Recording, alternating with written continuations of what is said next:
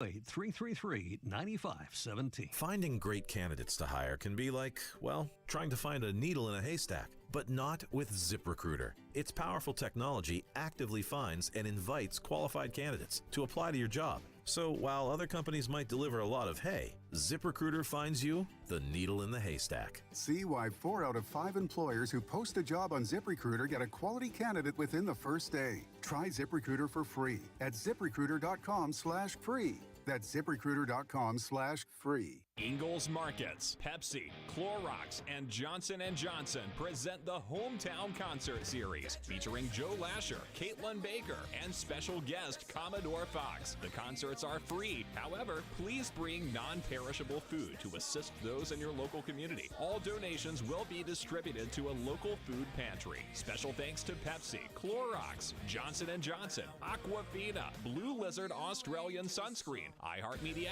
Asheville, and Ingles Markets.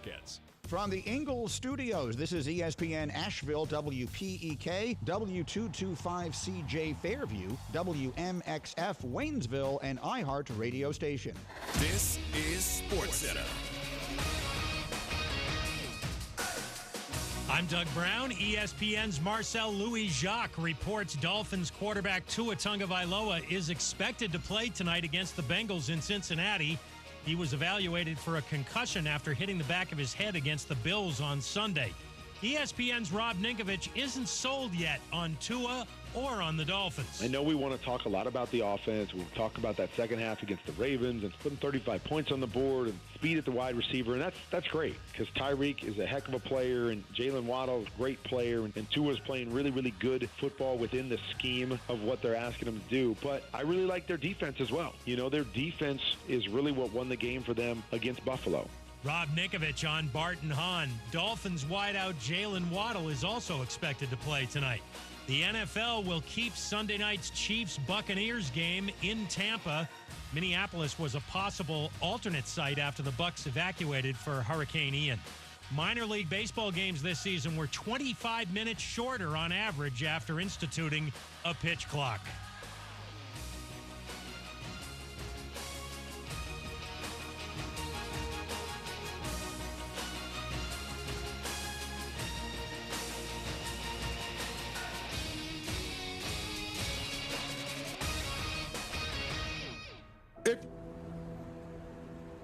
In the heart of Beer City, USA, 2 men, 1 journey to create a sports show unlike any other. Unfiltered, raw, and honest. One of them played a soccer goalie opposite Ben Stiller. The other once scored 6 points on Steph Curry. These guys know their shit. Let's go! Tank Spencer, Jeremy Green, the Sportsocracy.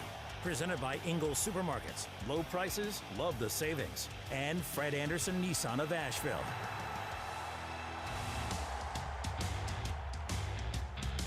And welcome into the Sportsocracy on ESPN Asheville 92.9 FM, 880 AM and 1400. The Sportsocracy is live, as always, in the Ingles studio. You can take us with you everywhere you go on the iHeart Radio app, and you can see us on YouTube. Just go to thesportsocracy.com, click on that live video link. Don't forget to subscribe to the channel, and that'll get you into the chat. We got the links. Tank without the glasses today, which is really, it's messing with me. It's kind of throwing everybody off. Look, sometimes when you're in a rush, going out of the house, you forget things. I think that's old. DMP old. Yeah, pretty much. I got to stop putting things down in strange places. Like I left them laying on the kitchen table for some reason. Those were words to live by. Stop setting things down in strange places. So I'm a little blurry vision today, but it's not going to keep me from, doing what I do every day, taking abuse from Jeremy. Yep. And getting my picks wrong. There you go. Also, yes. Yeah, so frankly, we've all been doing that. It is. But this week, we're starting off with a win because I have a dedicated allegiance tonight. And I'll explain to you why later in this here program. Thursday night football tonight in the NFL. We got high school football tonight. It'll be directly following this program here on ESPN Asheville. Sports Tank Friday will get us all kicked off. AM 1400 will have the Tuscola game tonight, Tuscola and North Henderson, and the game of the week, Buncombe County High School football game of the week, Asheville taking on Reynolds, a game that has been decided by 1 point the last 2 times these two teams have played, so it should be a great one. So we got NFL, we got high school. Oh, there's college games tonight, too. We got 2 of them. I am not invited into the high school things. That was not me asking for an invite. So I will be leaving here immediately and playing a fun game of how much Sudafed do I drink and still get through the Thursday night game. Yeah. I'm sure you can hear that the sickness of the fall has taken a toll on my voice. Jeremy's still a little under the weather, but trudging through admirably. I'm a warrior. Let that be known. We'll give you the full preview of tonight's NFL game. We're talking panic meter as well. And belief meter. What should you be believing in the NFL right now? Is it the Miami Dolphins? That's one of the ones on the meter. Jones Angell, the voice of the North Carolina Tar Heels, will join me at 4 o'clock in the first segment for a little Tar Heel time. We'll talk. I mean, look, I feel like Jerry Stiller from Seinfeld. Of like, I got a lot of bones to pick with you people. The defense is just not good. We'll talk to Jones and see what kind of adjustments the Tar Heels have made as they try to rebound from last week. We will do a full college preview for you as well. Some huge top 25 matchups this weekend, including the first time ever NC State playing in a top 10 matchup. Did you know that? I didn't know that, but I could have assumed that. I mean, they have to be in the top 10 for it to be a top 10 matchup, and that hasn't happened. But I would have thought it would have happened at some point, like back in the 70s when they were really good, maybe the Roman Gabriel days. But no, Clemson, NC State headlining this week's college football action, and we'll have so much more for you over the next 3 hours. We've also got an announcement for those of you that join us on Sundays. Usually that show starts at 10, runs to 12, but not this week. This week we are here for you, my friends. Starts at 8:30. Because kickoff of the first game is at 9:30 Eastern time as the Minnesota Vikings get ready to take on the New Orleans Saints in London. And you might be thinking, but then only 2 hours gets us to 10:30. You don't even deal with an actives. We're still going to 12. Mm-hmm. This one's 3.5 hours. And by the end of it, I may legally die. Yeah. If there's not enough medication in me, that may be the end. It may very well be. Again, subscribe to the YouTube channel so you can get in on the comments. Yes, Pennywise has already asked, so they're still having the game in Tampa. Yes, apparently Tampa did not get it as badly as one had thought. T's and P's for Florida. Fort Myers is good, destroyed, gracious, absolutely destroyed. Hurricane Ian came on shore yesterday at a Category 4 storm and just absolutely tore up that area. Just blazed a path across the what do they call that part? So you got the panhandle of Florida, and then you've got the low-hanging fruit. I don't know what they call the the main bit. Maybe that's the mainland of Florida, the peninsula. It just blazed a trail across there, and there's a lot of people hurting down in southwestern Florida, but the Tampa area dealt with some flooding, and that was it. And so they are still going to have the game in Tampa on Sunday night. Kansas City Chiefs, Tampa Bay Buccaneers, and shouldn't be that much of a problem. So yes. Oh, it's going to be a problem. Predominantly for your defense, because you have rather perturbed Patrick Mahomes coming your way. Why? Was it because of something we said? No, because he lost last week. Oh, because he lost last week. Yeah. Well, I mean, we lost too. Yeah, that's and you're right. Oh, yeah, I mean, I just don't necessarily think there's anything you can do about that. Okay, all right. We'll have the full picks for you coming up tomorrow on Football Friday as we play Beat the Chief twice. Tomorrow may require a level of caffeine that I don't know that my body has ever withstood. Which is weird because you pretty much live on caffeine. I run on caffeine and anger.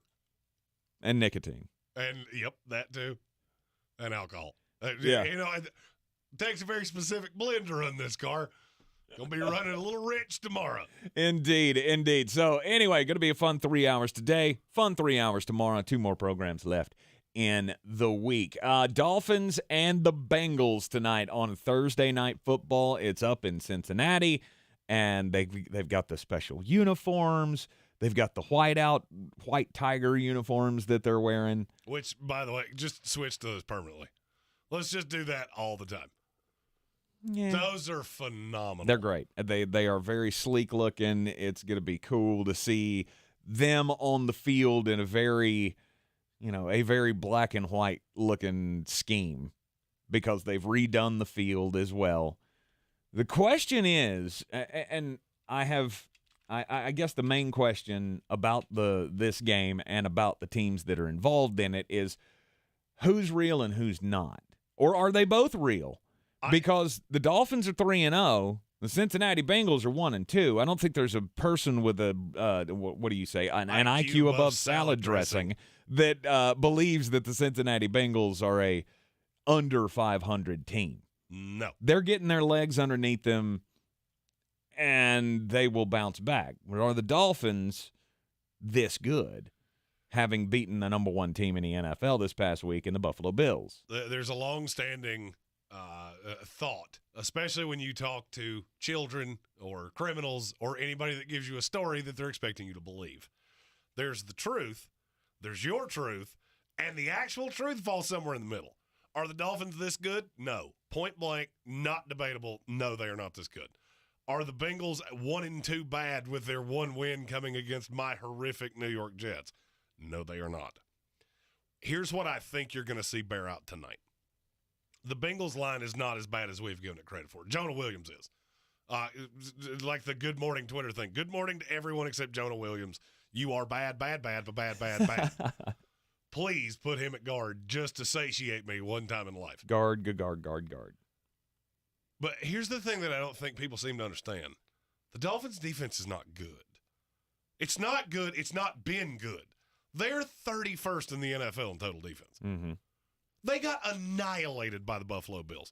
They got annihilated by the Baltimore Ravens, and they played a New England team that's not any good. Oh, they didn't allow any yards to New England. Neither would a good college team because they have Mac absolutely inathletic as he can be Jones playing quarterback. Now it's Brian Hoyer, T's and P's New England. This week, probably not going to go your way. But I think you're going to see that bear out, and there's something that I haven't really heard anybody say. This defense is not very deep. If you look at the snap count in the last game, they had 9 guys play over 60 snaps in 90-degree Miami heat, and that was 106 hours ago. Don't know how many defensive reps you took in your life. Also don't know how many times you took 70 of them in one game. Mm-hmm. You're not back to 100% by Thursday. You're not. You mix that with the fact road teams have been historically bad on Thursday Night Football. Plus, they had to leave a day early because of the hurricane. Everything in the world is working against Miami. Now, that being said, Miami can go a much further way into proving me wrong that they're not as good as they have appeared by not getting blown out tonight. Mm-hmm. If you don't lose by 2 scores tonight, I will be markedly more impressed than I was by you beating Buffalo. There's no doubt that this team can put up points. But with the defense surrendering yards at a clip that, is, I'm not going to say unprecedented or unmatched, but almost unmatched. I mean, 31st in total defense is not good out of 32 teams. But this may just have to be the way that they win games, is to shoot out with people. And if you try to shoot out with teams like that, that's the biggest problem I have with Miami. Okay, you're 3-0. That's great. You can drive 140 miles an hour on the interstate and not die. It doesn't mean it's a great idea moving forward. It also doesn't mean that if you keep doing it, it's not eventually going to end very badly. Mm-hmm. And that's kind of how I look at Miami. There is a path to this team making the playoffs and being good. It's not them giving up 414 yards a game. And I got news for you. Joe Burrow can hurt you. We've had 3 bad weeks here where he's been on his back a lot, gotten hit more than any quarterback in the NFL. I've seen all those things. I get it.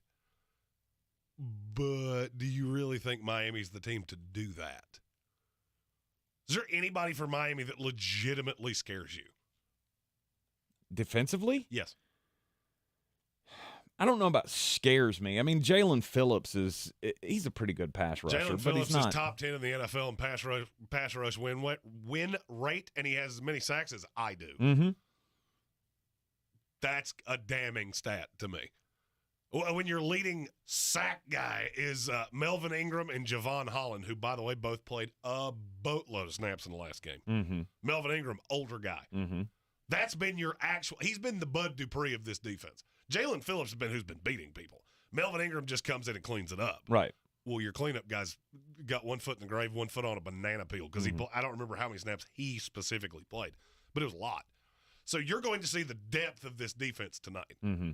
Their objective, that's the other part of this. They've played so fast because they can't run. You cannot play that way tonight or you will get smoked. Mm-hmm. If you come out here and try to throw 45 times, A, that secondary is better than you think. B, Trey Hendrickson's a better pass rusher than you think. C, that puts the ball back in their hands quickly and absolutely kills your defense. Mm-hmm. This is one of those times that if the NFL hasn't gone into the vortex or we're in the bizarro world or whatever the case may be, this game should never be close. Well, Miami has a lot going against them with the short rest, the hurricane, the defense not being, as good as you would like it to be. It's the nicest possible way I could say that. Horrific. Movies currently in theaters. That's how bad the Miami Dolphins defense has been. What's working against, what's working for the Cincinnati Bengals? We'll talk about that up next here on ESPN Asheville. Announcements. Make sure your parents are aware of the Ingles Tools for Schools program and ask them to link their Ingles Advantage card to our school. Remember, you have to do it each year. Now please stand and join me in the Pledge of Allegiance. I pledge allegiance to the flag of the United States of America and to the republic for which it stands, one nation, under God, indivisible, with liberty and justice for all. Are you ready to tackle your banking needs? Home Trust Bank's team of expert advisors and lenders want to be your teammate. We want to hear your story, learn your aspirations, and assist you with financial needs, and provide options that are tailored to you. With a wide range of personal, mortgage, and commercial services, you will discover all your banking needs under one roof with a local and personalized touch at Home Trust Bank. Score big with Home Trust Bank. Ready for what's next. Member FDIC, Equal Housing Lender. Haywood Community College offers over 30 programs of study to obtain your associate's degree or specialized certification. They can help you find the perfect program to pursue your educational journey while staying local, offering small class sizes with flexible classroom delivery options and transferable degrees and credits to numerous North Carolina universities. There's no telling where HCC could lead you. Save time and save money by staying local. Visit haywood.edu for more information and to begin the registration process.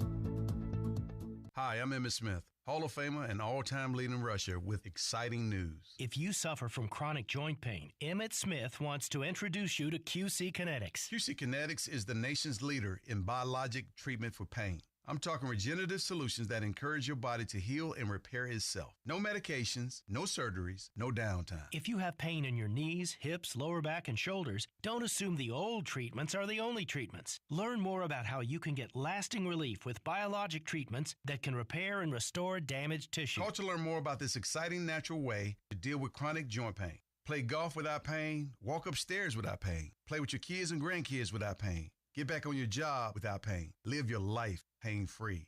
Call QC Kinetics. Call QC Kinetics, 828-333-9517. That's 828-333-9517. 828-333-9517. Are you seeing the telomeres here? Come here, look at the scope. Dr. Ocasio's lab startup just discovered a gene therapy breakthrough. The cells have already doubled. He needs a fleet of research assistants before this breakthrough breaks them. We need lab techs, research assistants. Indeed can help him hire great people fast. I need Indeed. Indeed you do. We instantly connect you with quality candidates whose resumes on Indeed match your job description. Visit Indeed.com/credit and get $75 towards your first sponsored job. Terms and conditions apply. Streaming now, only on Peacock. Fall in love with Pete Davidson and Kaylee Cuoco in Meet Cute. You ever had a night like this ever in your entire life? A new Peacock original film about the perfect first date. Cheers, mate. That was kind of weird. Oh, not really. Or was it? I've spent the entire week with you. This night, 7 times in a row. I'm sorry, I'm a little confused. I'm from the future. Do you think I'm crazy? Yeah, but it's really cute. Meet Cute, streaming now, only on Peacock.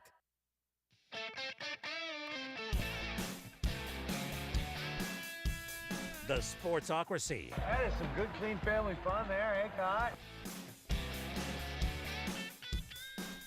Thursday night football tonight pits the 3-0 Miami Dolphins against the 1-2 Cincinnati Bengals, defending AFC champions, on a very special night where they're wearing their whiteout uniforms. It's going to be a great atmosphere. It's going to look really cool. Cincinnati, they're dressed for the occasion. Oh, no doubt. Because I can imagine. You cannot come out in these sweet uniforms that you've been hyping all offseason long and get beat. Zero chance. At home. Yeah. I see little chance of that happening. Although I said the same thing about Miami against the Buffalo Bills last week. And, you know, the Buffalo Bills stepped on their own toes throughout the entire game. 500 yards of total offense and could not put points on the board. I don't know that you're going to see that from the Cincinnati Bengals tonight. No, and I've heard this narrative that good teams win games like that. Talking about the Baltimore game, talking about the Buffalo game. You can throw the Baltimore baby out with the bathwater because that's not a good teams win that game. That's Baltimore was literally halfway on the bus already thinking this was done. Right. Buffalo, you got lucky in a 50-50 game. I agree with that. Mm-hmm. That is a game that good teams win. Now, I look at Cincinnati. There's an undervalued part of this, of the way Cincinnati lines up tonight. Miami cannot run to save their lives, and it's not from a lack of effort. Just can't do it. Line's not built to do it. You got four of your 5 offensive linemen are predominant pass blockers. You don't run well. No DJ Reader tonight. That's a big loss for Cincinnati. That's the big guy, the run stuffer in the middle of that line. Do you know who they're replacing him with? Who? Joseph Asai. Really? That is 3 pass rushers that will be on the field. Not at all times, but a lot of the time. Mm-hmm. That doesn't behoove Miami at all. No. Because now what you should be doing is Miami should have a very run-heavy game plan tonight. They won't. No, because Tua has at one point was leading the league in passing. I don't think he is anymore. But they're going to throw. They went out and spent the money for Tyreek Hill. Obviously, Jalen Waddle is a dude. Jalen Waddle's actually leading the Dolphins in receiving yards. Which I don't think was too unpredictable. I don't either. I've heard a lot of people that are just dumbfounded by that. Why? No. Tyreek's getting the number one coverage. Jalen Waddle went from getting number 1 coverage to getting number 2 coverage. Right. That is like the definition of you should do that. Right. Exactly. It's not really surprising. The Bengals defense, will the secondary be able to hold up is the question. I don't think the secondary is as bad as a lot of other people do. Mm-hmm. I know everybody goes to Eli Apple. Yeah, that's the turd in the punch bowl. I'm well aware of that. They also have one of the best slot corners in the league. And do you know how often Tyreek Hill or Jalen Waddle run out of the slot? It's a lot. Mm-hmm. So Eli Apple is going to wind up on Cedric Wilson more than he ends up on anybody else. Another thing that doesn't set up well for Miami. And this is the one thing I can't get away from. You can think Tua is as good, as is improved, whatever you want to think. He's banged up. If it really was a back injury that led to the stumble and all the things, 4 days later, you're not 100%. Mm-hmm. He was also dealing with an ankle injury. Do you know what his QBR for this year is? No, but let me guess. It's 70. 82.8. Okay. The highest he's ever been in his career was 55.7. Mm-hmm. And now, if you're not fully versed on what QBR means, That basically means that he is almost double the quarterback he's ever been before. But he has Tyreek Hill now. I'm well aware of that. He had Mike Gesicki before, but who's now completely irrelevant. Mm-hmm. He had Devontae Parker before, who's now in New England. It's not like he had nothing to work with. But the line's so much better. No, it's not. That's a myth. It's a myth. It's a myth. Robert Hunt has played way better. Teron Armstead, if he can stay on the field, is an improvement at left tackle. Everything else is the same. This is very similar to the same Dolphins team we've seen in the past. The one big difference is that Tua Tagovailoa has been the best quarterback in the NFL. Mm-hmm. I don't think the rosiest, aqua-colored sunglasses person on the planet Earth actually believes that's true, unless their last name is Tagovailoa. Right. Talia might believe that. Other than that, I'm going to say nobody else does. Right. So there's going to be a regression to the mean. When I first saw this number out of Vegas, I was dumbfounded. Dolphins at 3-0, catching 3.5. And the further I went down the rabbit hole, I saw the genius that is Las Vegas. Because I guarantee a lot of people thought the same thing I did when they saw that number. And the more I thought about it, you undershot this. Mm-hmm. This should be Cincinnati. Cincinnati should be a 6.5-point favorite tonight. And I think they would cover that. They're not. And you probably got some action on Miami because, well, this is 3-0 Miami. It's 1-2 Cincinnati.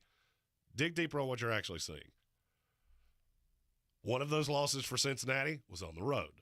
The other was against T.J. Watt, who is Cincinnati Bengal kryptonite. Mm-hmm. You had to play T.J. Watt week 1. Then you had to play Micah Parsons week 2. This offensive line has given up, 13 sacks? 15. 15 sacks in the first 3 games of the season. And look, they're all new. I don't see a way that this offensive line can't be better. They have to be better than the line was last year. They haven't shown it yet. But sadly enough, they have. What? They all grade better than the players that were playing in their positions a year ago. Okay, but I swear to you, it's the end result. When you really get into this, it's not the line. It's not. That's not the problem. Mm-hmm. The problem is Burrow has held onto the ball too long. What Miami should be able to do so well is put Xavier Howard on Jamar Chase. I'm going to say this as clearly as I can. If they do that, he'll have 250 yards receiving tonight. He will Xavier just Howard eviscerate him. God awful. Awful. And you can say it's because Byron Jones is not playing. You can say it's because the stars aren't aligned. Maybe Mercury's in retrograde. I have no idea. He has been a bottom 10 corner in this league, and it's not debatable. Mm-hmm. That's not an opinion. And so all of these things that would have to line up for Cincinnati to not win this game, they're all in their column. Right. This is one of those times. If Miami doesn't win, it's not because we're wrong. Something weird happened. Because that's what it's going to take. Something incredibly off the wall is going to have to happen for Miami to not. They're going to get beat. They may get smoked. But this is what fans do. Fans look at the sack numbers and they go, "Oh my God, this offensive line got worse." I always called those tangible stats. That is for the common fan that does not watch the tape, that doesn't break down things, and this is not a shot. Doesn't always know what they're looking at. Oh, well, this guy has a bunch of sacks. That's fantastic. There could be 15 reasons for that. If you look at this, the line's so bad. Oh, Miami's just going to pick them apart. Do they have a T.J. Watt? Do they have a Micah Parsons? No. Do they even have an Alex Highsmith? Because statistically, no, they don't. And they're killed from playing a game in Miami 4 days ago in oppressive heat. Right. But if you think about it, this offensive line has only played 3 games together. None of the starters played in the preseason.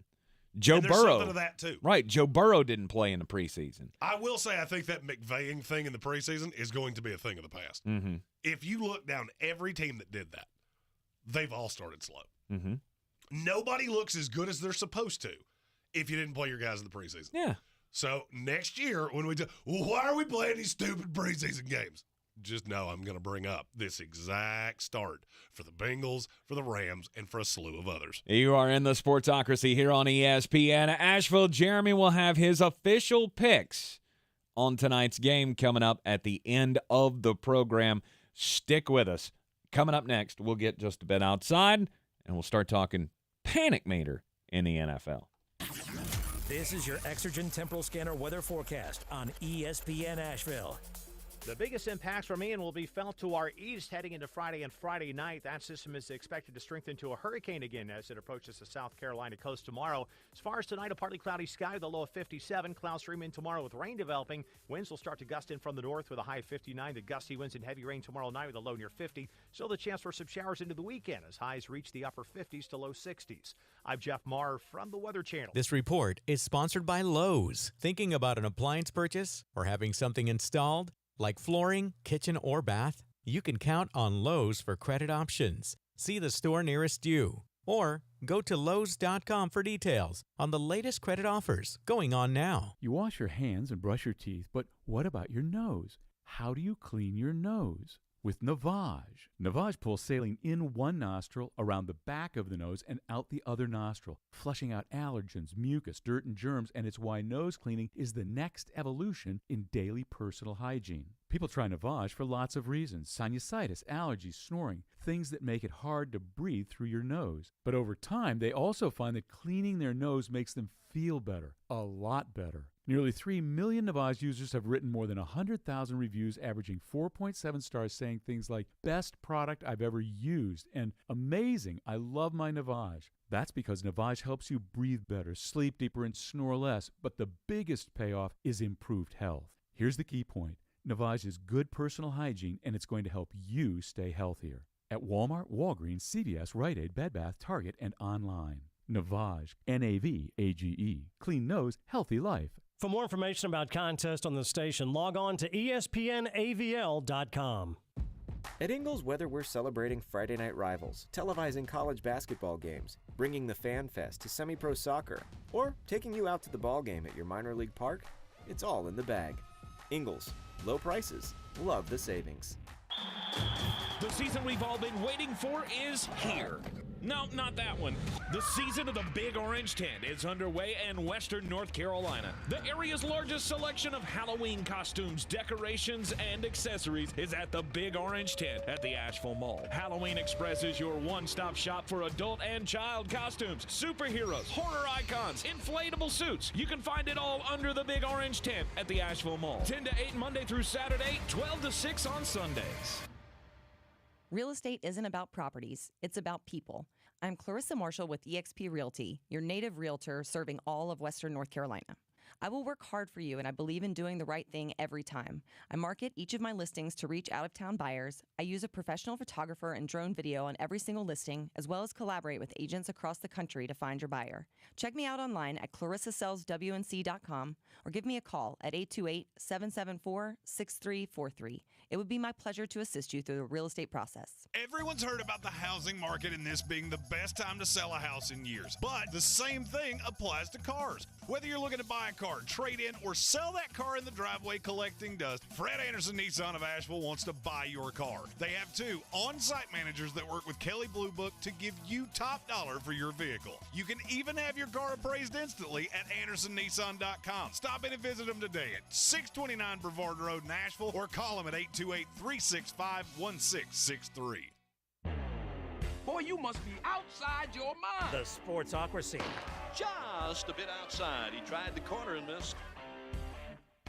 Welcome back into the Sportsocracy here on ESPN Asheville. Time to get just a bit outside. And fantasy football is one of the most infuriating things on the planet. I mean, it's great when you win, but obviously, as I was talking about yesterday, you know, you have those moments where you're sitting there watching and dudes score that just aren't even relevant to fantasy football. Well, I mean, for you don't win enough to mitigate the. Oh, stop! I got a better record than you do this year. In A League, maybe.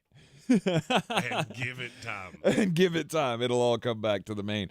One of the most frustrating things about fantasy sports, though, is stat corrections. Stat corrections, they can come back to bite you. And this past week, we had the Miami Dolphins take on the Buffalo Bills. And if you played the Buffalo defense, and you won your matchup for the week by a point and a half, you're probably not going to be that excited to find out that they're taking 2 points away from the Buffalo Bills, depending on the scoring system of your league, because what was originally scored as a blocked punt by the Buffalo Bills has now been stat corrected by the NFL to be a punt for -1 yards after Thomas Morstead kicked it up the hoo-ha of one of his of his blockers. Up the hoo-ha? Up his hoo-ha, yeah. I don't think you paid enough attention in anatomy class, but... The old butt punt, as it's being called. Yeah, they it originally, standard league, standard scoring for defenses and special teams, scored at 4 points because you got 2 points for the safety and you got 2 points for the block. But now that they've gone back and changed it to a punt for -1 yards, the block punt comes away, 2 points come off the board. And how many games have you lost or won in just this season by a point or 2 points or less? For me, it's been already 5. It's not many for me. I've been boomer. I've either gotten slaughtered or won by a lot. By a lot.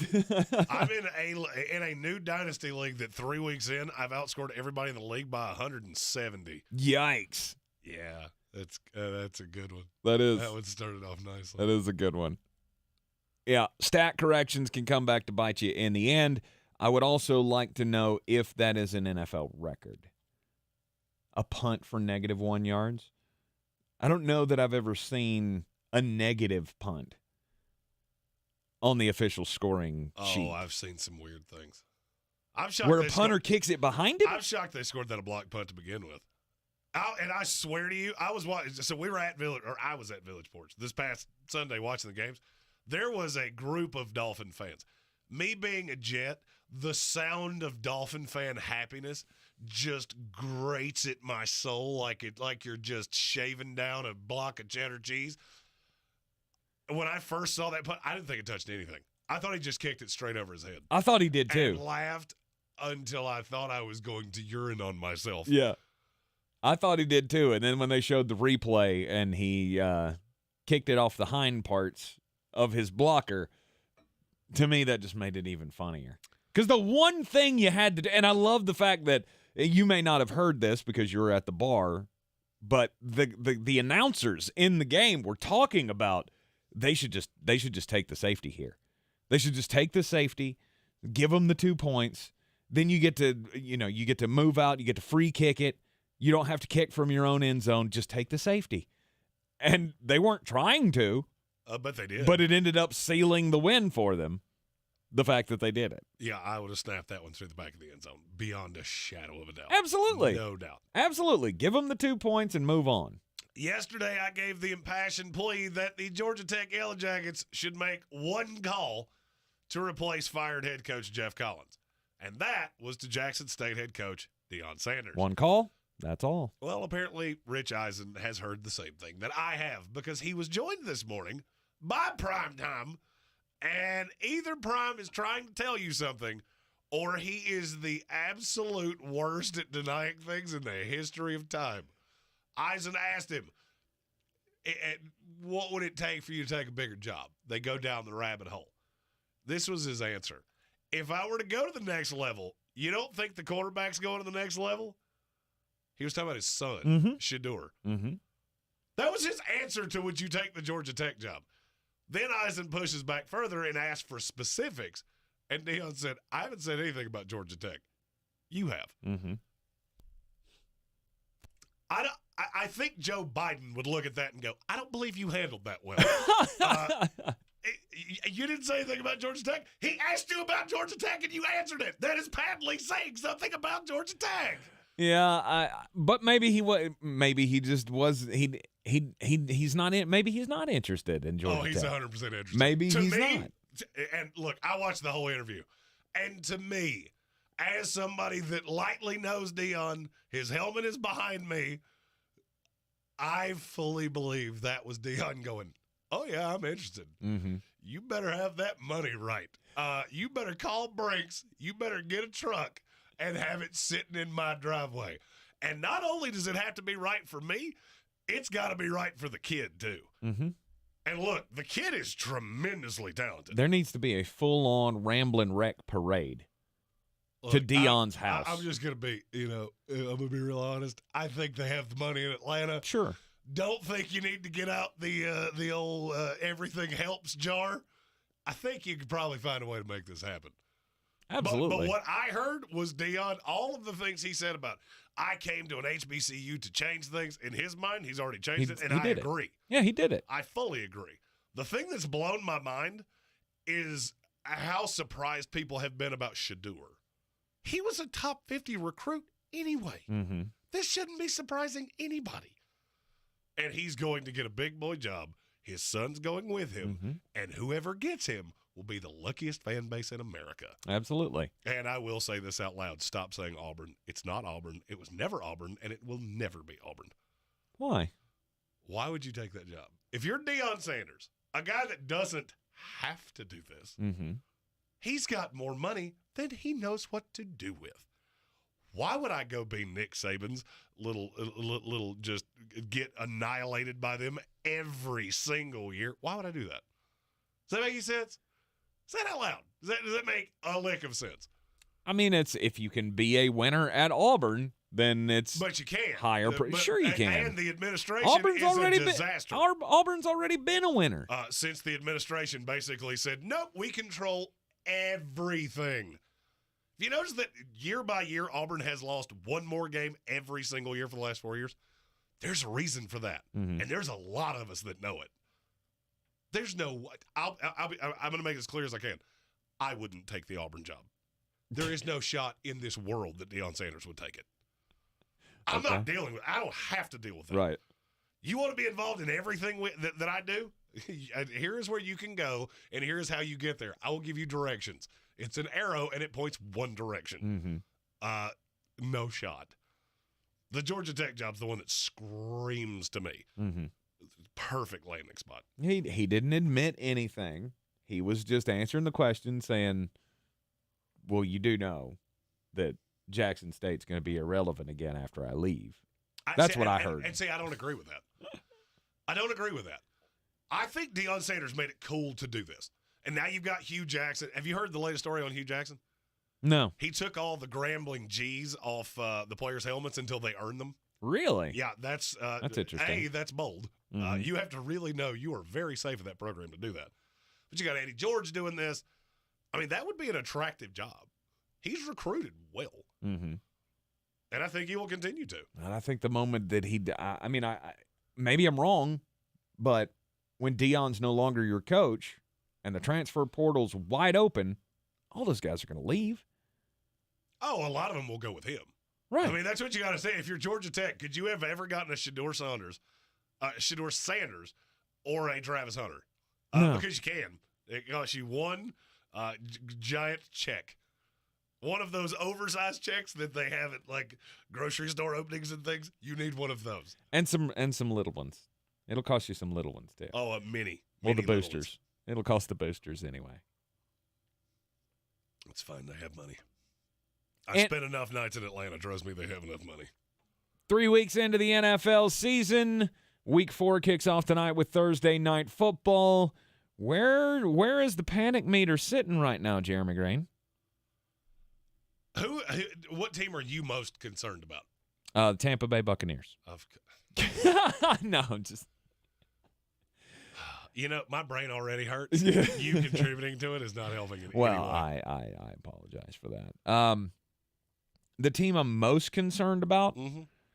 Because we did this a week ago, and we were we were Stuart Littling the Indianapolis Colts. You know, weird. That doesn't look as untenable as it did a week ago, does it?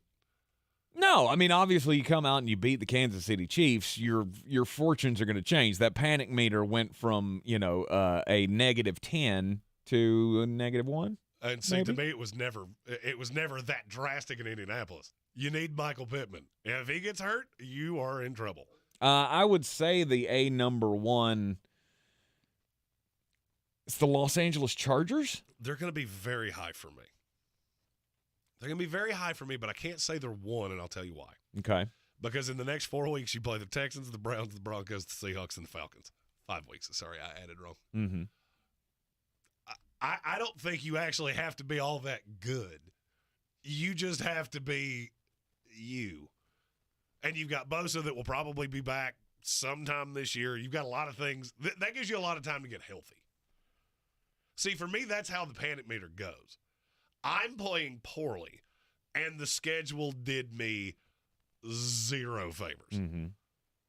That's, for me, if I'm going to put somebody at the top, that's who it is. And I look at one very specific team, and you're in the right division. It's the Las Vegas Raiders. Right. You play the Broncos this week. You lose this, holy buddy. Mm-hmm. This will be like the meme of the dog where everything's on fire. It's good. It's fine. We're all good. We're all fine here. Because then you go at the Chiefs. You do get a layup with the Texans at home. At the Saints, at the Chargers. I don't care what you think about the Saints. It's hard to go into New Orleans and beat them. Mm-hmm. Colts, Broncos. Ew. I mean, you could be 1-9 in a season that we were talking about you winning this division. Could be. You very well could be. But I also believe that there is going to be some growth. They're not killed by injuries like the Los Angeles Chargers are. And I think eventually it's going to click together. The Josh McDaniel will figure something out, at least have them playing competent football, which I don't feel like there's been a lot of in the first 3 weeks. No, it hasn't been good. I will say the Las Vegas Raiders are at a full DEFCON 4, and they are one loss. You lose to the Raiders, or lose to the Broncos, excuse me, it's as high as it could possibly. You'll break the scale. Mm-hmm. You're the only 0-4 team in the NFL. You'll be hanging 2 losses in your own division, and the schedule doesn't get any nicer. Mm-hmm. So that's the team you're most panicked about. That's the one that I am just losing my mind over. I think I still have the Chargers at 1, but the Vegas Raiders were going to be my second choice. Well, I mean, they were going to be my this number would be 2. my question with the Chargers. Chargers have already beaten the Raiders. Mm-hmm. A. Mm-hmm. B, your schedule is pathetic for the next 6 weeks. I don't know how I could possibly have them ahead of the Raiders. Because, like I said, they don't have to be good. Right, they get a chance to get some wins. wins. Not god-awful. Mm-hmm. That's all the Chargers have to do to get back on track. Mm-hmm. The Raiders are going to have to win a slew of games that you're not more talented than these teams. They're going to have to play somewhat poorly, and you will have to play very well just to catch the dubs. Okay. Yeah, Bosa going on IR, obviously Rashawn Slater with his season being over. You've still got that one guy out there that he goes down and your defense has we've already seen it in history. It changes. Derwin James. God forbid something happens to him, then the defense is killed. And you've got a quarterback who's dealing with rib cartilage breakage or whatever the hell it is. Like Justin Herbert at times didn't look like he was hampered by the injury, but then there are other times that, it looked like it really hurt. And I feel like, I'm not a doctor, but I feel like the more you play with that, the worse it can get. There's another team that I think, and we'll get into this after the break. There's another team that I think this weekend's very important, and I'm not hearing anybody talk about it, and I don't know why. You're in the Sportsocracy here on ESPN Asheville. Are you ready to tackle your banking needs?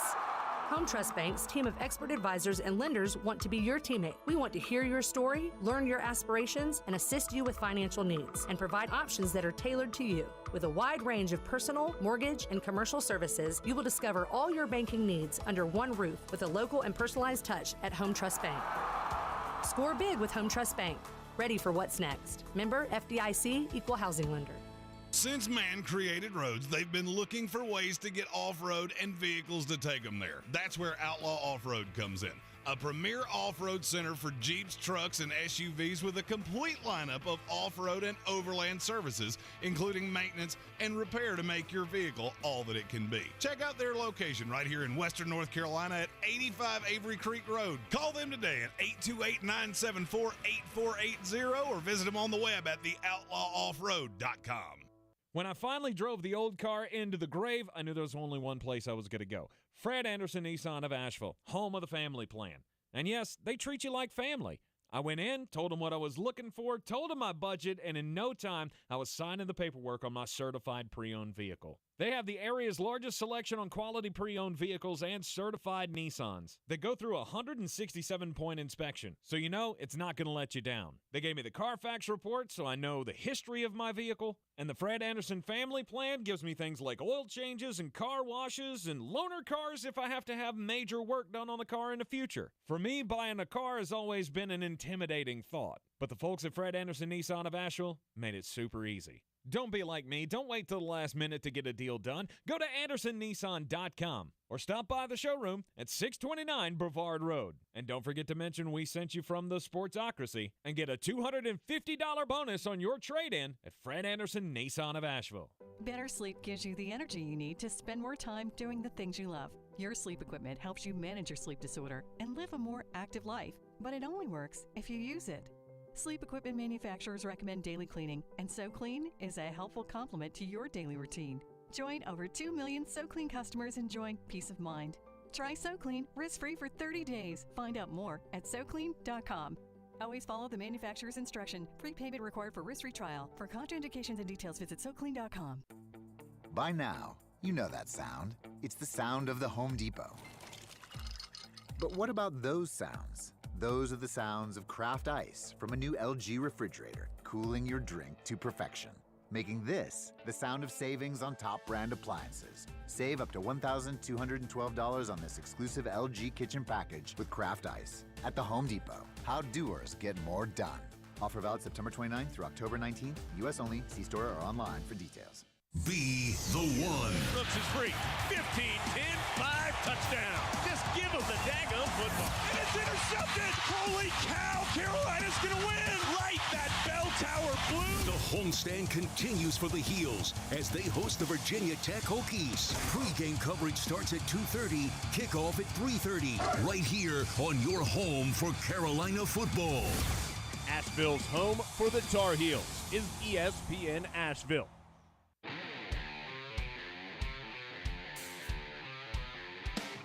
The Sportsocracy. Ice up, son. Ice up. Welcome back into the Sportsocracy here on ESPN Asheville. NFL Panic Meter for Week 4. Big game coming up this weekend, Jeremy, and nobody's talking about it. Explain yourself. If I was a fan of the LA Rams, I would be terrified right now. Okay. You've played two bad teams. You got 2 wins. They were way closer than they should have been. You have 2 dates with the 49ers in the next month. You played a Cowboys team and a Panthers team that neither one is good, but they're annoying. And if you go in on Monday Night Football and lose to a San Francisco team that looked that bad to Denver, people are really going to start digging into what I've already seen. You can't run to save your life, which is a big deal with Sean McVay. I've been saying this for a calendar year. This misnomer that Matthew Stafford's just going to come out and throw 50 times a game, that's not who Sean McVay is, and he never has been. And I'm not overly impressed with the defense. Josh Allen eviscerated them. Marcus Mariota had success against them. Yeah, you stymied Kyler Murray, but he was throwing to me and 3 dudes that they picked up at a gas station on the way in. Greg Dortch. I love Greg Dortch. No Greg Dortch shade will be tolerated here. Right. He was originally a Jet. But maybe that's why. Maybe that's why nobody's talking about it, because San Francisco looked so out of sorts against the Denver Broncos that it's just everybody's just chalking it up as a foregone conclusion. And I'm telling you right now, that's probably my favorite pick of the week. That's probably my favorite pick of the week, that the San Francisco 49ers are going to beat them. Okay. I can't remember now who said it, but somebody in our YouTube comments said, who needs the game more? San Francisco by a billion D. And I'm telling you, if they lose that, first of all, the Rams have struggled against San Francisco in primetime anyway. Mm-hmm. And if you really dig into the Rams, it gets hard to feel good about. Yes, Aaron Donald is a freak of nature. Jalen Ramsey has, in large part, been who we thought he would be, minus the he forgot Stephon Diggs was on the field. Other than that, it's hard to love anything about that defense. The line bothers me. There's a lot of things that bother me about the Rams. Mm-hmm. And I feel like they're getting a pass because the Seahawks are terrible, the Cardinals are terrible, and the 49ers have looked terrible. There's a possibility that you could come out of this weekend second in your own division, and San Francisco's not going to do anything but get better. Mm-hmm. Fact or fiction? San Francisco will not have 3 games that they look as bad as they did against the Bears and as bad as they did against the Denver Broncos. I will agree with that. You could be behind them in the division. Mm-hmm. You could be behind them in the division, and I'm not sure there's much you can do about it. San Francisco's got a lot of room to grow. The Rams, not so much. Not so much. And maybe that's me being the draft guy of you're spitting in the face of what I do for a living. And at some point, that's going to come back to bite you. But how much more growing can San Francisco do? I mean, is this not the same team from last year? You mean the same team that was very, very good, made the playoffs last year? Mm-hmm. You mean the same team that lost in the AFC Championship game last year? Yeah. Are the Rams as good as they were last year? End of message. Repeat the line. Yeah, I guess you're right. I hadn't even thought about Nobody it. has. I've listened. And look, I consume a lot of sports talk. I haven't heard one person that's legitimately worried about the Rams, and I am terrified. Mm-hmm. Because the more I dug into that game, the more I went, I don't like anything here. They're one-dimensional. They're really thin. And if they catch the injury bug from the 49ers, good luck. Yes, I know that's not a thing you can actually catch. I'm well aware of that. I was being funny. All right. Any others that you're really concerned about? Well, I mean the New Orleans Saints, but I think that goes without saying. Oh, no doubt. I think New Orleans goes without saying. And it's not going to get any easier. You got Minnesota this week. Yeah. What is that thing that I always say about Kirk Cousins? Kirk Cousins is bad in prime time. 9:30 a.m. is a primetime game, too, because you're the only game on television. I'm just saying, I've seen all the money go to Minnesota, and I'm just sitting back here going, you realize you're doing this wrong, right? You're aware of that, right? London games have always brought out the worst in people that don't play well when the bright lights shine. Mm-hmm. Just remember, Urban Meyer won an international game a year ago. He did. Wasn't it against your Jets, though? No. Oh. No, we haven't played in we did play in London. I don't remember who we played. Oh, you played the Falcons. I remember that because you were so excited you were going to get to go to Atlanta, and then they moved the game to London. Oh, I'm still angry about that. I was going to get to go to the best stadium in the league, and nope. Gonna play that one in jolly old England. That's right. No, I think it might have been my team a couple of years ago that lost to Jacksonville in London. Anyway, it's neither here nor there. I'm just weird things do happen in these international games. But again, it's one of those things I'm looking at going, I don't believe in New Orleans. I don't believe that New Orleans can take advantage. I still do. I'm not. I don't jump off the bandwagon easily. Mm-hmm. And I understand New Orleans has looked terrible. Mm-hmm. I believe we undersold how different this was going to be with Dennis Allen. And I think we undersold how bad Jameis could be. Yeah. I don't feel like that's going to continue. And Alvin Kamara can't be this bad forever. It's a Thursday here in the Sportsocracy, and you know what that means. It's almost 4 o'clock. It's time for Tar Heel Time with Jones Angell, the voice of the North Carolina Tar Heels, after the Sports Center update. This is your Exergen Temporal Scanner weather forecast on ESPN Asheville. The biggest impacts from Ian will be felt to our east heading into Friday and Friday night. That system is expected to strengthen to a hurricane again as it approaches the South Carolina coast tomorrow. As far as tonight, a partly cloudy sky, the low of 57. Clouds stream in tomorrow with rain developing. Winds will start to gust in from the north with a high of 59. The gusty winds and heavy rain tomorrow night with a low near 50. Still the chance for some showers into the weekend as highs reach the upper 50s to low 60s. I'm Jeff Maher from the Weather Channel. This report is sponsored by Pfizer and BioNTech. Charging a cell phone can be like getting a booster shot. A booster is given to enhance or restore protection after a primary series vaccination, which wanes over time. Schedule an appointment when you are eligible. Sponsored by Pfizer and BioNTech. By now, you know that sound. It's the sound of the Home Depot. But what about those sounds? Those are the sounds of craft ice from a new LG refrigerator, cooling your drink to perfection. Making this the sound of savings on top brand appliances. Save up to $1,212 on this exclusive LG kitchen package with craft ice. At the Home Depot, how doers get more done. Offer valid September 29th through October 19th. U.S. only. See store or online for details.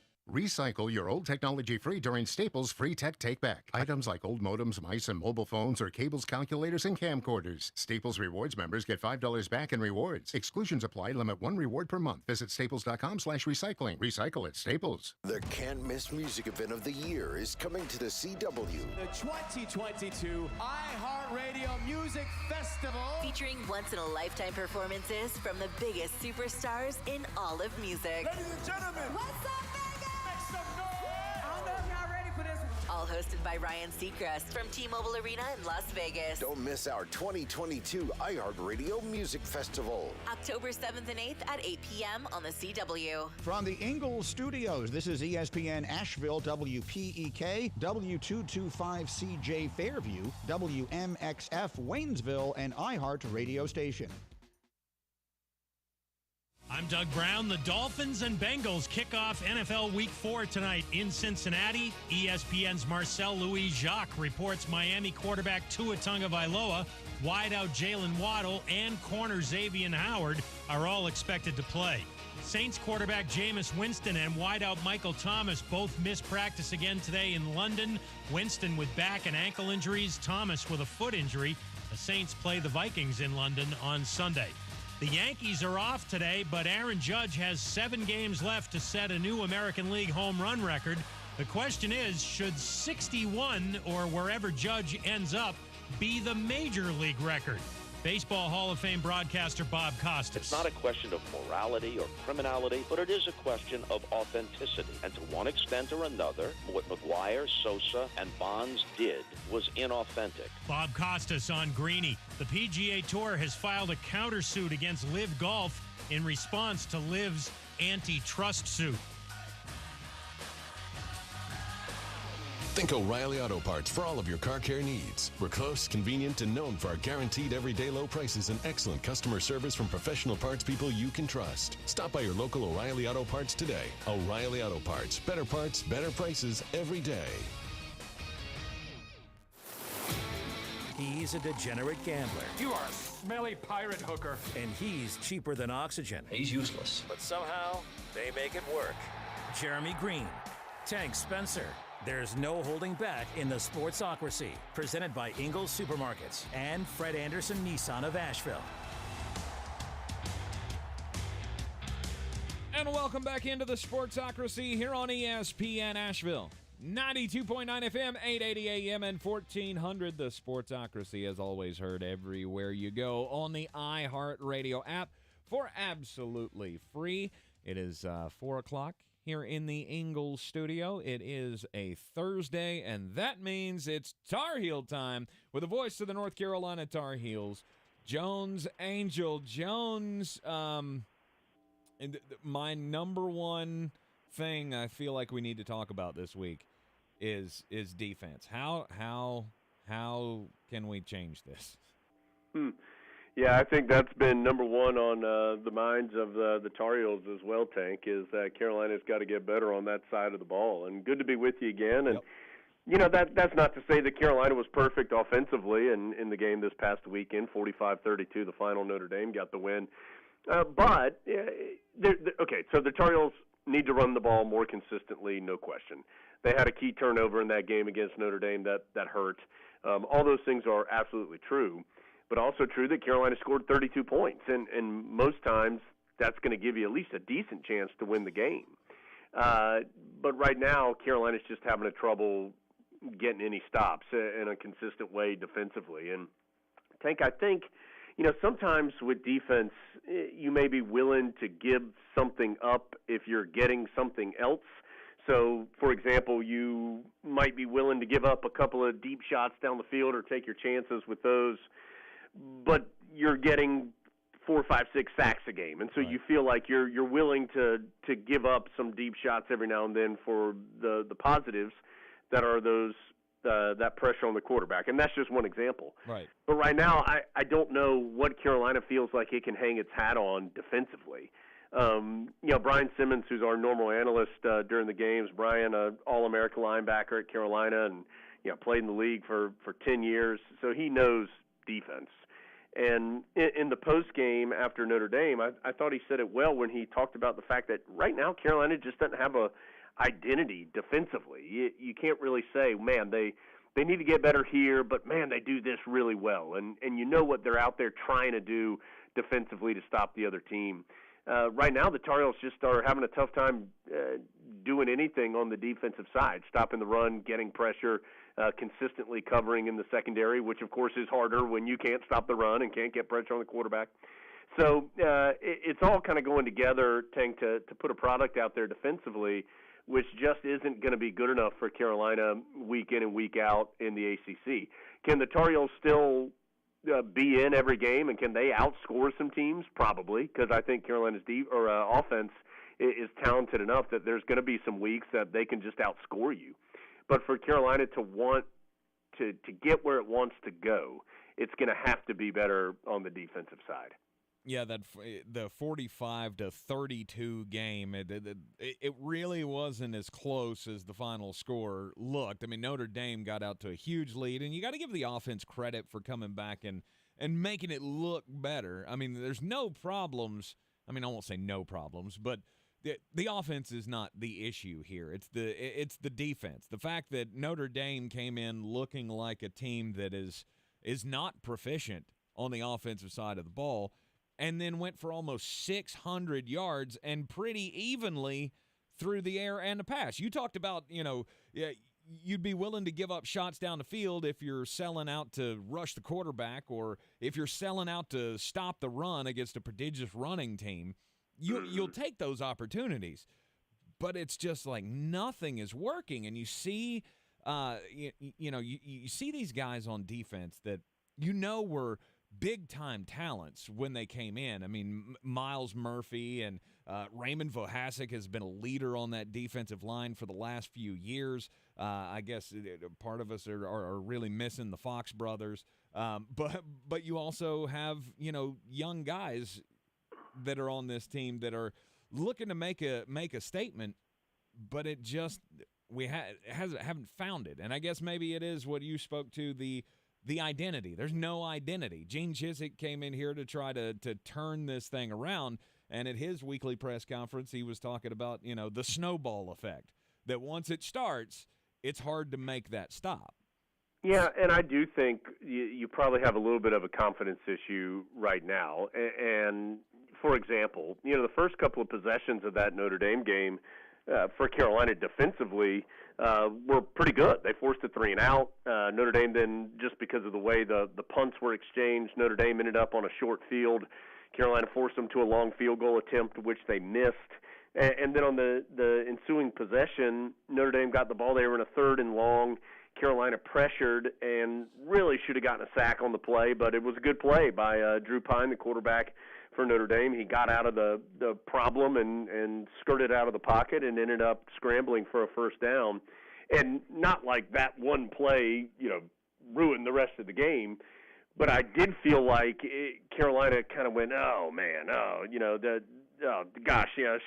have had him there. And instead of just letting that play be a play, it then carried over to a little bit more, and then carried over to a little bit more, and then the bad things that happened, some more bad stuff happened. And, I do think that's, Tank, one of the reasons why you saw Mac Brown get so animated on the flag that came in early in the third quarter on a fourth down play when Notre Dame went to the end zone. Carolina thought it had broken up the pass and had gotten a big fourth down stop, and then the flag came in, continued the drive. And I do think that was part of the reason that Mac Brown got so angry, is not just did he disagree with the call, but it could have been a really nice confidence-building moment for that defense of, hey, you had your backs against the wall a little bit, and you went out there and did it. You got a big stop. And instead, a couple plays later, Notre Dame ends up scoring. And so I do think Carolina's confidence is a little bit beaten up on the defensive side, and they've just got to string together some quality play and build off of that to continue to improve. And we've seen it I think we've talked about it after every game. The first quarter of this game, Carolina was pretty good defensively, but then it just started going the wrong way. Appalachian State, Carolina started slow, came back, was really good in the second and third quarters, and then had that awful fourth quarter defensively. Georgia State, Carolina started strong, was wobbly in the middle, and then got it back for the fourth quarter. And you just wonder what's it going to take for it to be a full quality game for Carolina defensively. And that doesn't mean you're going to shut people out week in and week out. That just doesn't happen. But you can put more quality defense consistently out there, and it's got to start happening because, again, it's nothing but conference opponents now for Carolina, and that means that every single week is going to be a relevant game, an important game, and that includes, of course, on Saturday. What has Max said about losing his cool on the sidelines? Yeah, I mean, he described it very much as he felt like he was fighting for his team, and he said, one thing he's been very happy with is the fight in this group, and he's juxtaposed it, Tank, with like the South Carolina bowl game last year. Coach Brown said he wasn't proud of the fight that his team showed that day, talking about the bowl game. He said that has not once been the case this season, whether it's been a practice, a game, whatever it might be. He feels like his team has really, really fought. And so he said he felt like he needed to fight for them because they were fighting for him and for Tar Heel fans and all those different things. And so I do think he got animated to an extreme because he was so frustrated that what he felt like could have been an important moment for his team, not just in that game, but I think long term, and it got pulled out from underneath him due to a late flag that he didn't agree with. And so it was a frustrating moment. I think it was a frustrating day this past Saturday because Carolina knew the opportunity. We talked about it last week, Tank. The opportunity that Carolina had that day was a good one, and they let it slip through their fingers, which is, of course, disappointing and frustrating for them. Yeah, you got Mac losing his cool on the sideline, and then you got Tony Grimes and another teammate getting into it on the sidelines as well. It's one of those things like it's okay to have a bad day. Every team has a bad day. Everybody has those chippy games where things just get out of control and you lose it.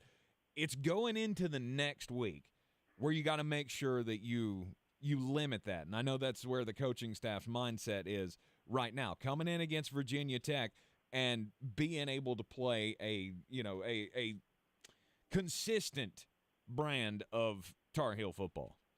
Yeah, and I think, just like we were talking about within a game, not letting one bad thing carry over to later in that possession or the next possession or whatever. I think certainly the same can be said when you're looking at the big picture of a season and that you don't let 1 week carry over.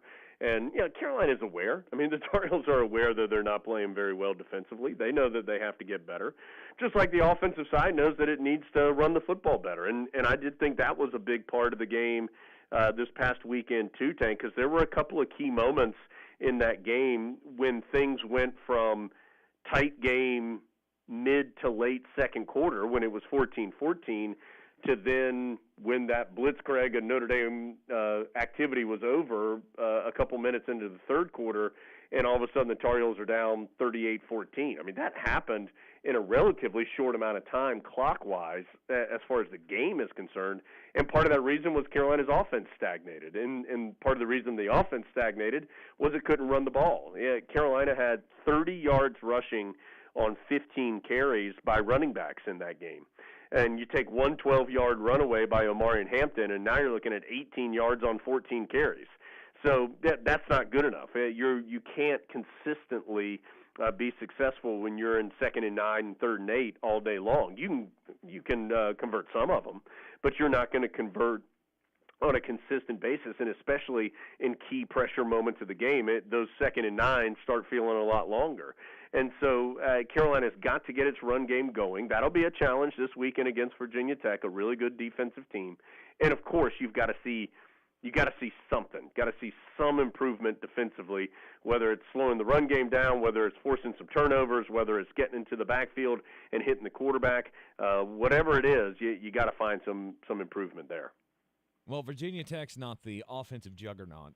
Not to say that Notre Dame was coming into last week's game either, but I mean, do we see this as a possible get-right spot for the defense with a struggling offense? Well, here's the real concerning part, Tank. I don't think Carolina's faced a juggernaut on the offensive side yet. I mean, they've got a lot better offensive teams on their schedule coming up, whether it's Wake Forest or NC State or Duke or Miami. I mean, Pittsburgh, they've got some good offensive teams on the docket still to come. And so there's a lot of improvement that is going to have to happen before they play those teams. Because you're right. I mean, Virginia Tech has not been very good offensively to this point. In fact, this game is kind of weird in that way that I think the real strengths of these two teams will be meeting one another when Carolina has the ball. No doubt, Carolina's offense has been the better of the two sides, just like there's no question that Virginia Tech's defense has been the better of its two sides. In fact, they're leading the ACC in total defense. They're 10th in the nation in that category. So they're really good at holding you down. And so, what likely will happen then is that both those sides are going to have some success. Carolina will be able to move the ball some and score, but there'll also be, some big plays by the Virginia Tech defense where they get off the field. Those two units are just too good for the other one to dominate the entire game. Where I think this game will be won or lost is the other way, is when Carolina's defense is out there and Virginia Tech's offense. Because Virginia Tech's offense has struggled to run. They have not had real explosive ability to push it down the field in dramatic fashion. They've had a really tough time. So are they able to find some footing and move the ball, or is Carolina able to finally step forward and get some big stops? And that's going to be, I think, the crux of this game. It's whichever side for the two teams that has been struggling to this point of the year, whichever one is able to take steps forward is likely going to be the team that wins the game. I saw an interesting interview. I don't remember. It was one of the papers up there in Virginia did an interview with Dax Hollifield, who feels like he's been at Virginia Tech for 15 years. But Dax Hollifield, talking about the North Carolina Tar Heels, said, it's a great game. It's a great game. It's a great matchup because I don't like them. I've never liked them, and they don't like us either. And I think, after the shocker of the opener of the season last year, that hatred has only gotten worse. Well, I'll start with Dax Hollifield. Certainly, a good player for them. Was heavily recruited by both sides, Carolina and Virginia Tech, and he is using that COVID year this year. So he has been there a little longer than a normal college tenure. But there are plenty of players across the ACC, Carolina included, that have taken that extra year. I'm guessing that people are going to really feel strongly that way about Leaky Black, for example, when Carolina takes the basketball court later here coming up in the next month or so in Chapel Hill. But, this is a game, Carolina-Virginia Tech, and a rivalry that I think has built since Virginia Tech joined the league. And, Tank, it's interesting that remember, the ACC is changing its scheduling format starting next year. So this will not be a team that Carolina plays every season again moving forward. The ACC is going to be in that 3-5 scheduling model. So you play 3 teams every single season. Then you play 5 others home and away, and then the 5 that you didn't play for 2 years, you play those home and away while still keeping those 3 teams consistent. For Carolina, those 3 teams are Duke State and Virginia. And so Carolina will not see Virginia Tech every year moving forward, but these two have developed a pretty contentious rivalry. They recruit a lot of similar players, similar areas, And so they see each other a bunch in that facet as well, but it's one that will be going away, at least as far as a yearly matchup when the new scheduling model hits. But you talked about last year's game. I think that's a good example for Carolina offensively coming up on Saturday of some of the things that Carolina has to be aware of, because Virginia Tech won that game with defensive pressure. They had 6 sacks and forced 3 turnovers. All of them were interceptions, and most of those came with pressure in the quarterback's face. And so for Carolina, for the Tar Heels to be able to use their strengths, the offense, that they have to have Drake May have a clean pocket. Not to say he can't get out of trouble some, but he can't be under consistent pressure in this game and be able to achieve at a high level. And right now, Tank, I just don't think you feel good with Carolina scoring 10, 14, 17 points and winning a game. You just haven't seen the evidence that Carolina can win a 17-13 type of game or something like that. And so until you see it, you got to figure that the offense has got to go out there and produce. The Tar Heels take on Virginia Tech at 3:30 on Saturday afternoon. We will have the coverage of it for you right here on ESPN Asheville with Jones Angell and the rest of the crew. You got and is Jeff Saturday, is he back on the broadcast this week? Yeah, we've had a moving target this year with our football broadcast. So Brian Simmons, our normal analyst, Brian actually lives in Orlando. So he is unable to make it up this weekend due to, of course, the severe situation that Florida is going through with Hurricane Ian. Mm-hmm. So the good news, while we don't like that we got to this point because of those circumstances, the good news is that the 1997 team was going to be and is going to be honored this weekend in Chapel Hill for a 25-year anniversary, which sadly is hard to believe that it was that long ago that those guys were in Chapel Hill. But Jeff Saturday was going to be there for that reunion. We called and asked Jeff, hey, know you're doing that, but Brian can't make it. Can you slide in for one more week? And he's going to do it, so that's good news because Jeff's awesome up there. Yep. He will have to sneak out of the booth a little more than a traditional analyst would for a couple of on-field recognitions and things, but he's going to be with us, and so that'll be great. But certainly our thoughts are with Brian and, gosh, everybody. I mean, some of the footage, Tank, I'm sure you've seen it today as well, has just been terrifying of some of the stuff that happened yesterday. Fort and so, Myers looks horrible. Oh, my gosh. Yeah, so certainly our thoughts are with the folks down there. And just while we're on the topic, you know, Carolina is monitoring the weather, but as the forecast has developed, the storm, I believe, is going to be more impactful tomorrow. And so actually Carolina just announced, Tank, a little while ago that they're postponing their live action event, the newly branded late night event. They're going to hold that for an extra week, so that'll actually be next Friday. Okay. It was supposed to be coming up this Friday. But with the more impactful weather, at least for this area, occurring tomorrow afternoon and evening, that's gotten postponed, but Carolina still feels like Saturday should be fine for the game. Obviously, flexible situation could change, but that's the plan as of right now. All right, good deal. Again, 3:30 on Saturday afternoon. Tar Heels versus Virginia Tech. And real quick, I got to get this out there because I saw it before you came on, and I just can't believe it. There's another May? We got another May? Yeah, Tar Heel basketball roster, Tank, it's as big as I've ever seen. It's 18 players now. Holy cow.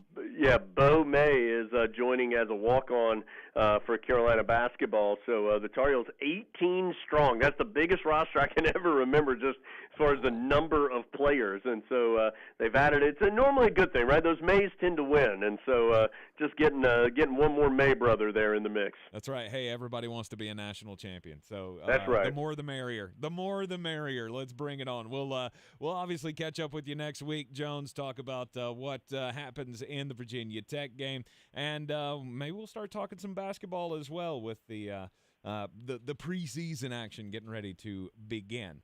You are in the Sportsocracy here on ESPN Asheville, 92.9 FM, 880 AM, and 1400. This is your time saver traffic on the new ESPN Asheville. Traffic is slow, 240 westbound between Charlotte Street and Montford Avenue, 26 westbound stop and go between Hendersonville Road and the Blue Ridge Parkway. An accident reported on Sweeten Creek Road near Sunset Cemetery. Not seeing any delays in the area at the moment. On Sweden Creek Road, north and southbound, approaching Mills Gap Road, traffic is slow. Hendersonville Road northbound near Fletcher, approaching Fanning Bridge Road, is slow. Again, Hendersonville Road northbound is stop and go near Old Airport Road. Near Avery Creek, Brevard Road northbound, beginning at Long Shoals Road and continuing to the Blue Ridge Parkway, traffic is very busy. I'm Lyndon Field with your Time Saver Traffic. This report is sponsored by Pfizer and BioNTech. Charging a cell phone can be like getting a booster shot. A booster is given to enhance or restore protection after a primary series vaccination, which wanes over time. Schedule an appointment when you are eligible. Sponsored by Pfizer and BioNTech. Asheville Pizza and Brewing is so happy to announce the return of the $3 movie theater. We've added a second screen to our Merriman Avenue location. Soon you'll be able to catch family favorites, cult classics, and second-run films for only $3, just like the good old days. Visit the main screen for current movies and don't forget about Trivia Night on Wednesdays. Visit AshevilleBrewing.com for info and schedules, or stop by on Merriman Ave. That's AshevilleBrewing.com. Streaming now. Minion Mayhem has come to Peacock. This is the biggest day of my life. So grab the popcorn. Minions, assemble! For the most diabolical movie ever. I am going to be a super villain. Alright, I'm not Minnie. Please stop calling me that. Minions: The Rise of Gru. Streaming now only on Peacock. The iHeartRadio Asheville Pro Football Pick'em Challenge is back. Just log on now to ESPNAVL.com to make your picks. Each weekly winner gets a $50 gift card to Asheville Pizza and Brewing and will be a finalist for our grand prize. Log on now, ESPNAVL.com. The season we've all been waiting for is here. No, not that one. The season of the Big Orange Tent is underway in western North Carolina. The area's largest selection of Halloween costumes, decorations, and accessories is at the Big Orange Tent at the Asheville Mall. Halloween Express is your one-stop shop for adult and child costumes, superheroes, horror icons, inflatable suits. You can find it all under the Big Orange Tent at the Asheville Mall. 10 to 8 Monday through Saturday, 12 to 6 on Sundays. Roots and wings. The two greatest gifts any parent can give their kid. But when it's time for them to head off to college, there's also groceries, laundry detergent, notebook paper, ironing instructions, and futons that assemble with parts left over. At Ingles, we have all the comforts of home right around the corner.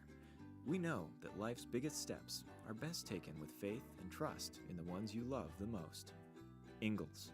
All the ingredients for family. Everyone's heard about the housing market and this being the best time to sell a house in years. But the same thing applies to cars. Whether you're looking to buy a car, trade in, or sell that car in the driveway collecting dust, Fred Anderson Nissan of Asheville wants to buy your car. They have 2 on-site managers that work with Kelly Blue Book to give you top dollar for your vehicle. You can even have your car appraised instantly at AndersonNissan.com. Stop in and visit them today at 629 Brevard Road in Asheville or call them at 828-365-1663.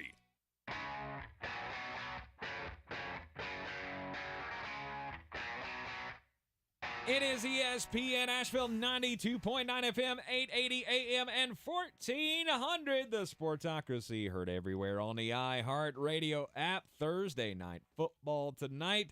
Man, I can't wait. There's a story that we have to address. Okay. So the Dolphins did their walkthrough at the University of Cincinnati. Okay. Obviously, they were displaced out of Miami, so they came up a day early. They did their walkthrough on this practice field where all the dorms and things are around it. So somebody recorded their walkthrough. Okay. I have seen this, and I thought I was imagining things. I'm really glad that Tom Pelissero has come through to confirm what I saw. I'm going to read the tweet verbatim. The Dolphins noticed people were watching their walkthrough Wednesday in Cincinnati, so they made a sly adjustment. All the clips on Twitter have 12 players on offense. Ah. They're like, yeah, it's fine. Yeah, you know what? You put out the walkthrough. You can put it out there. There's only one problem. There's too many players out here. Mike McDaniel might be playing chestnut checkers. That's brilliant. That's one of the funniest things I have ever heard. Just looking around going, oh, somebody's watching us. Hey, extra receiver. Just, you go stand over there. Just stand there. You know what? Run a 9 every single time. We're going to make them think we are going as wide open as humanly possible. Right. That is hilarious. That is funny. Very funny. So the college kids were recording it while and posted it on Twitter. Mm-hmm. Of which, first of all, don't be jerks. Okay, you're in college. We know that. You're jerks by nature. Sorry, you are. We were both that. I'm not judging you. Absolutely. I was a jerk, too. I was a jerk that could just spend all day pounding domestic lights. So, okay, I was a jerk on roids. But don't do that.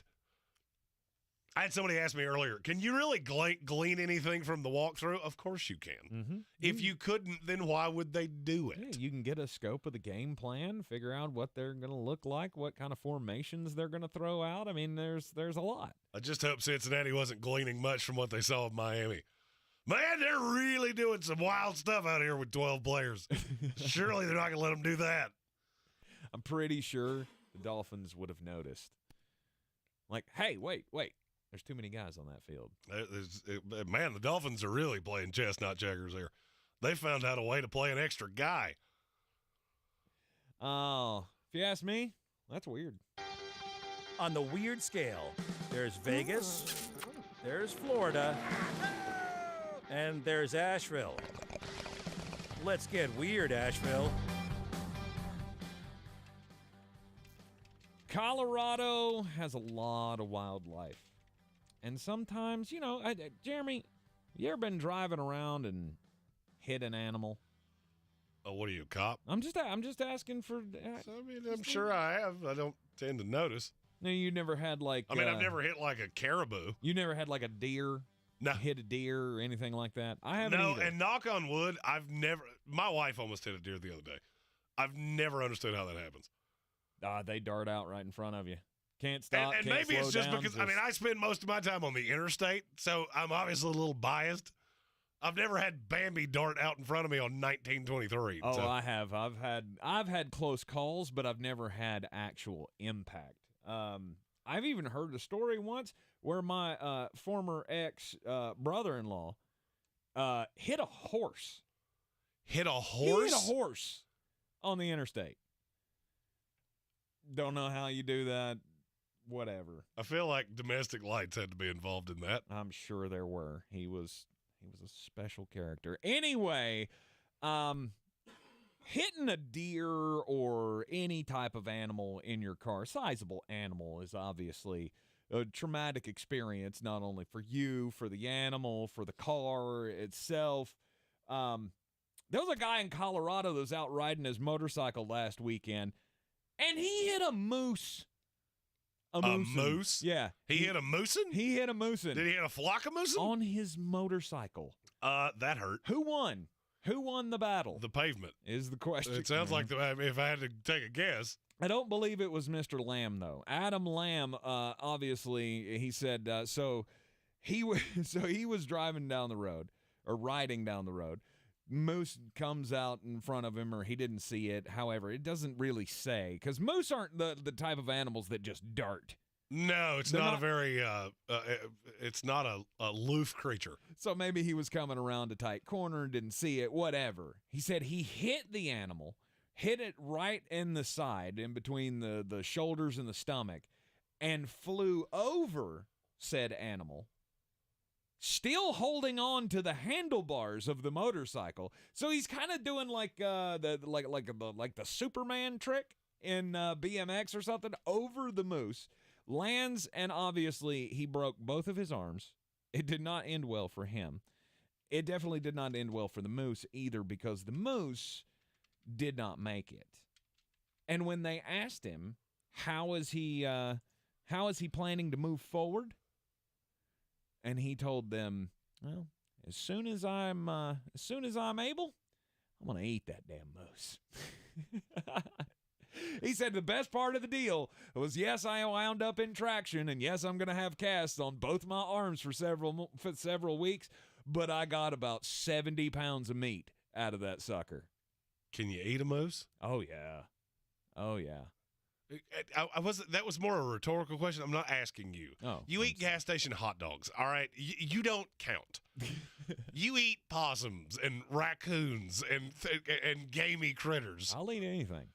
I'm well aware of that, but you're not really who I was. I was more looking for some outside influence of people with more discerning tastes. You don't eat.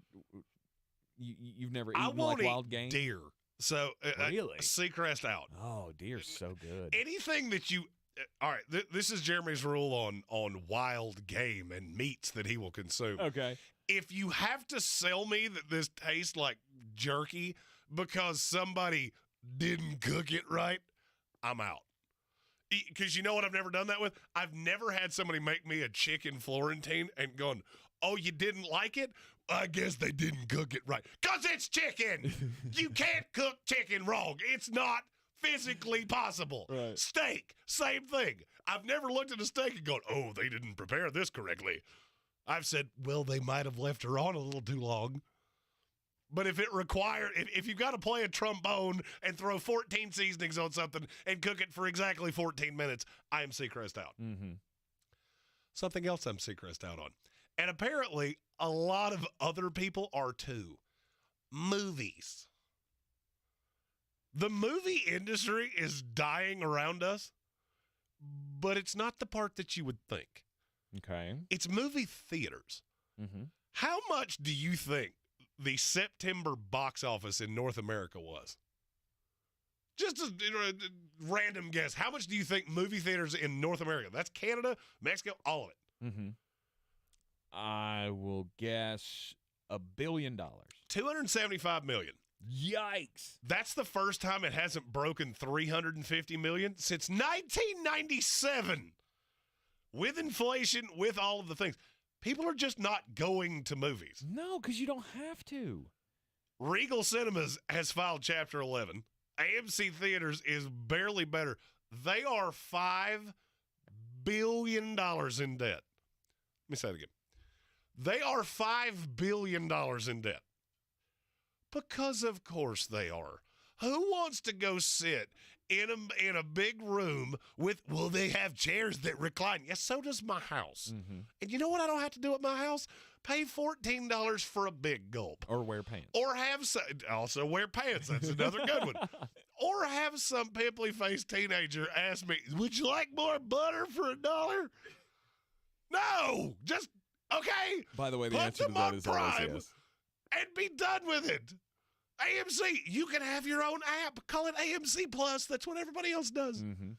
And just get the movies and put them in my house. I'll pay your $12 to watch it. Problem is they don't get the chance to do that because, I mean, I feel like the movies come out in the movie theater for what, like 3 weeks now? And then immediately they're going to be on one of the services. Like if you have like HBO Max or whatever, like sometimes they come out the same day. In the theaters and on HBO Max. So why would I go to the theater to see that? I mean, the big screen has always been an allure to me. Because I have a big screen in my house. I just can't get a big screen like that at my house. You can't either. You don't have a giant I have an 80-inch television in my living room. 70-foot screen. No, I don't need a 70-foot screen. I have an 80-inch television. That's plenty. With surround sound, and I don't have to wear pants, and I don't have to have somebody touch all of my food. All right? I can have a steak while I'm watching a movie if I want to. Yeah, you can. Do you know what the highest grossing movie of this year is? Top Gun. Top Gun, not close. It's Top Gun is 1. Doctor Strange in the Multiverse of Madness is 2. Mm-hmm. The Batman is 3. Yep. It was never in theaters.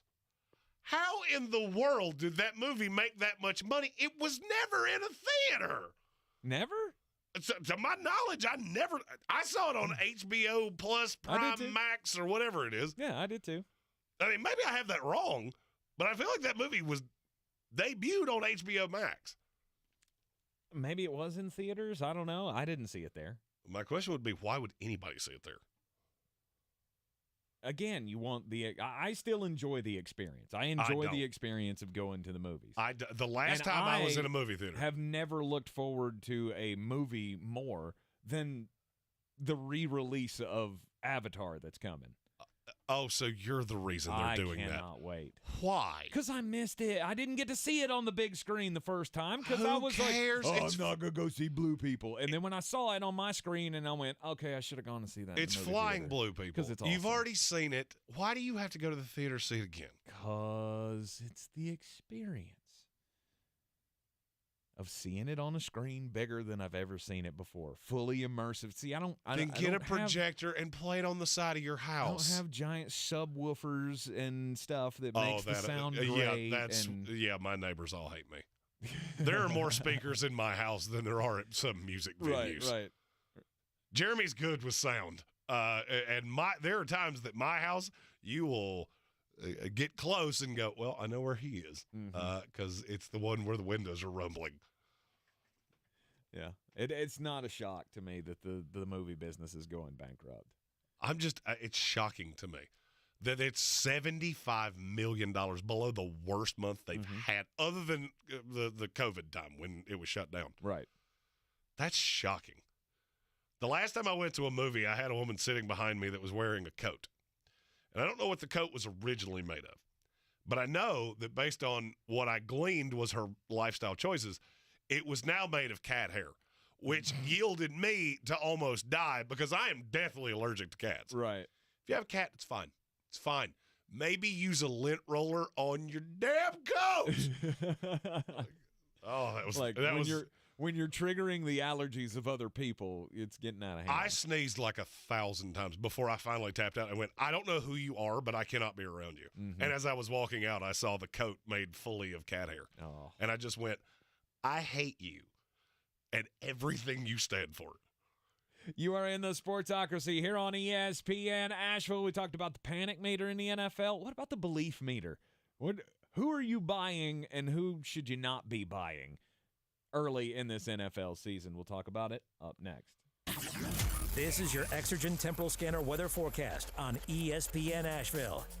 The biggest impacts from Ian will be felt to our east heading into Friday and Friday night. That system is expected to strengthen to a hurricane again as it approaches the South Carolina coast tomorrow. As far as tonight, a partly cloudy sky with a low of 57. Clouds stream in tomorrow with rain developing. Winds will start to gust in from the north with a high of 59. The gusty winds and heavy rain tomorrow night with a low near 50. Still the chance for some showers into the weekend as highs reach the upper 50s to low 60s. I'm Jeff Marr from the Weather Channel. This is your time saver traffic on the new ESPN Asheville. Very slow, 240 westbound between Charlotte Street and Montford Avenue. 26 westbound is crawling, approaching Hendersonville Road to the Blue Ridge Parkway near Fletcher. Hendersonville Road northbound is very busy between the Cane Creek and Watson Road in the Oak Park area due to an accident. Also, Hendersonville Road southbound stop and go between St. John Road and Fanning Bridge Road. Hendersonville Road southbound between Biltmore Forest and Overlook Road near Avery Creek. Boulevard Road northbound delays approaching Long Shoals Road, continuing to the Blue Ridge Parkway. I'm Lyndon Field with your Time Saver Traffic. This report is sponsored by Pfizer and BioNTech. Charging a cell phone can be like getting a booster shot. A booster is given to enhance or restore protection after a primary series vaccination, which wanes over time. Schedule an appointment when you are eligible. Sponsored by Pfizer and BioNTech. The Honest Truly Calming Collection is our must-have for Hazy's nighttime routine. The tear-free shampoo body wash and moisturizing conditioner help make bath time easy. The Truly Calming face and body lotion nourishes his delicate skin throughout the night. Honest overnight diapers keep leaks on lock for up to 12 hours, so we can both get a good night's sleep. For sweet dreams, end your kiddo's day with the Honest Truly Calming Collection. Hey, this is Pastor Bruce of Biltmore Church. We're starting a brand new teaching series this week called Can We Talk About It on the gospel and emotional health. For service times and locations and even more information, go to canwetalkaboutit.com, canwetalkaboutit.com. Are you ready to tackle your banking needs? Home Trust Bank's team of expert advisors and lenders want to be your teammate. We want to hear your story, learn your aspirations, and assist you with financial needs, and provide options that are tailored to you. With a wide range of personal, mortgage, and commercial services, you will discover all your banking needs under one roof with a local and personalized touch at Home Trust Bank. Score big with Home Trust Bank. Ready for what's next. Member FDIC, Equal Housing Lender. Rogue Combat Club, Asheville's home for comprehensive martial arts training, has a goal for our community, one that's stronger, more fit, and unwavers in its support of one another. Rogue Combat Club's instructors have competed at the highest levels and offer classes for everyone from young children to adults in Brazilian Jiu-Jitsu, Muay Thai, and wrestling. Rogue Combat Club classes can help you boost your self-confidence and self-defense skills while weeding out the egos and intimidation found at other gyms. Join today at roguecombatclub.com. I believe real estate isn't about properties, it's about people. I am Clarissa Marshall with eXp Realty, serving all of Western North Carolina. Navigating the home buying and selling journey can feel overwhelming at times, and that's why having an agent who cares about you and your needs is key. I'm a native of Western North Carolina, and I close over a home a week. I'm an expert in the market, pricing my sellers correctly to net you the most money, and working as a skilled negotiator for my buyers. Please give me a call today at 828-774-6343 to set up a complimentary market analysis. They should have paid that punter $235 million instead of Russell. Pay that man his money. Talking about Chad Powers? Yeah, Chad Powers, I'm 3-0 against Chad Powers, listen, I think that, that it's part of the game, man. We're just those guys are having fun, and everything else. I have a lot of respect for Peyton and Eli and those guys. Those guys, I've always looked up to those guys, so I'm not stressing about it. Sports Illustrated called it an instance of quarterback-on-quarterback violence. Obviously, that description's a little over the top, but at the root of every joke is a kernel of truth. And all Eli Manning did was say on national TV what the rest of us were thinking. This is Chew on That, brought to you by Ingles Markets. Low prices, love the savings. I'm Caleb Peak, and it's just another skirmish, if you can even call it that, in the decades-long war between athletes and the media. Had it been someone like Joe Buck or Bob Wischusen making those comments from the booth instead of two-time Super Bowl champ Eli Manning, something tells me that Russell Wilson would have responded in a little less of a joking manner. Because both of these guys hold seats in the NFL quarterback club, and both will likely have bronze bust in Canton 10 years from now, you can write this one off as a friendly back and forth between competitors. But the thing is, to a certain degree, Eli has a point. No, of course, Denver punter Corliss Waitman isn't going to be paid $235 million. But if he's going to keep having to punt 10 times a game, maybe he should be. What Chad Powers has done here is shine a spotlight on one of the more frustrating conundrums in the game of football. The high-value, short-term senior contract designed to squeeze as much juice as possible out of a quality player who, frankly, doesn't have much time left on the vine. Understandably for the Broncos, when you eke someone like Russell Wilson to a stupidly lucrative deal in order to lock him down through the end of the decade, you want to make him last through the maturation of the contract. For a quarterback, especially an aging one, that can be a difficult ask. For someone like Wilson, one of the first examples in the league of what a true dual-threat quarterback can be capable of, protecting him too much totally nullifies why you're paying this guy in the first place. That's the paradox. Now, let's be clear. The problems with the Denver Broncos offense so far haven't been all on dangerous. Throughout the first 3 weeks of the season, head coach Nathaniel Hackett has looked like he's been tossed into the deep end with no arm floaties. He's floundered, struggling to get play calls into his $235 million man, resulting in multiple delay of game penalties. Defense has carried the day for the last 2 weeks after an embarrassing 17-16 loss to Seattle the first Monday night of the season. And while Wilson has only thrown for 2 touchdowns on the year with a completion percentage just below 60%, he's led a couple of quality late-game drives in back-to-back weeks to set his squad up for a 2-1 record. You can see the pattern that's emerging here, right? If you can't, I've got a pair of thick Poindexter glasses I'd be happy to share with you. Russell Wilson is at his best when he's allowed to be Russell Wilson. He's explosive by nature. That's where the nickname Dangerous comes from. Some of the most mystifying, mind-bending plays we've ever seen from number 3 have come from outside the tackle box, on the run with hungry defenders bearing down. On those previous 2 game-winning drives, it was the loose, unscripted, young version of Wilson that made it happen. You cannot paint a box on the field and make him stand inside it until he's forced to throw the ball away. With the next 4 games against the Raiders, Colts, Chargers, and Jets, Denver has a chance to make some real noise by the midway point of the season. Hackett has to quit handling Russell Wilson with kid gloves and allow him to go be the man that he is. Football, just like life, is full of things to fear that are beyond your control. But in the same way that living fearfully is no way to live at all, playing with the constant fear of getting injured is how you get beat 17-16 by the Seahawks. To paraphrase Dan Patrick, you can't stop Russell Wilson. You can only hope to contain him. And right now, the only ones containing him are the Denver Broncos. I'm Caleb Peak. That's something to chew on. This is your time saver traffic on the new ESPN Asheville. Traffic is slow. 240 westbound between Charlotte Street and Montford Avenue. Future 26 westbound slowing between Broadway Street and Elk Mountain Road. 26 westbound stop and go approaching Hendersonville Road to the Blue Ridge Parkway. 26 eastbound light delays near the French Broad River. In the Oak Park area, Hendersonville Road northbound is stopped between the Cane Creek and just north of Old Airport Road due to an accident. All northbound lanes are closed. A detour in place.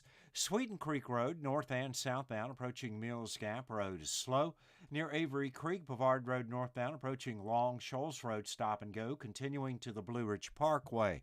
I'm Lee Minfield with your Time Saver Traffic. This report is sponsored by Pfizer and BioNTech. Charging a cell phone can be like getting a booster shot. A booster is given to enhance or restore protection after a primary series vaccination, which wanes over time. Schedule an appointment when you are eligible. Sponsored by Pfizer and BioNTech. Get in zone, AutoZone. Welcome to AutoZone. What are you working on today? Thinking about gas mileage.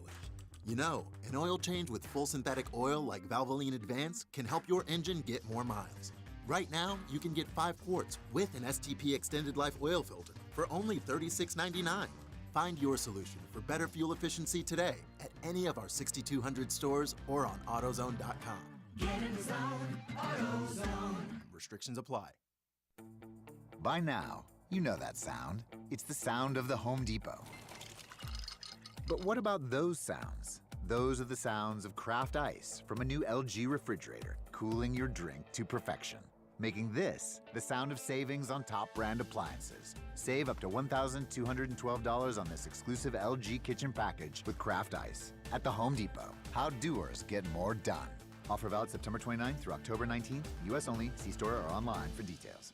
If cleanliness is next to godliness, look around the car right now. Is that very godly? Look, life comes at you fast, but so does WBNC Auto Detailing. They have the tools to make your interior look like it's coming off the showroom floor. You don't believe me? Check them out on Instagram. All that filth and years of stains disappear. WBNC Auto Detailing does full interior and exterior details with paint correction, and they do wax and ceramic coatings. Call WBNC Auto Detailing at 455-3700. Premium care with a Southern hospitality touch. Since man created roads, they've been looking for ways to get off-road and vehicles to take them there. That's where Outlaw Off-Road comes in. A premier off-road center for Jeeps, trucks, and SUVs with a complete lineup of off-road and overland services, including maintenance and repair to make your vehicle all that it can be. Check out their location right here in Western North Carolina at 85 Avery Creek Road. Call them today at 828-974-8480 or visit them on the web at theoutlawoffroad.com.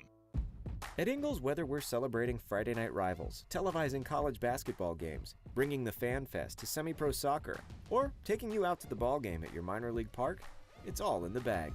Ingles, low prices, love the savings.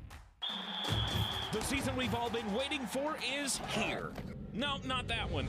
The season of the Big Orange Tent is underway in Western North Carolina. The area's largest selection of Halloween costumes, decorations, and accessories is at the Big Orange Tent at the Asheville Mall. Halloween Express is your one-stop shop for adult and child costumes, superheroes, horror icons, inflatable suits. You can find it all under the Big Orange Tent at the Asheville Mall. 10 to 8 Monday through Saturday, 12 to 6 on Sundays.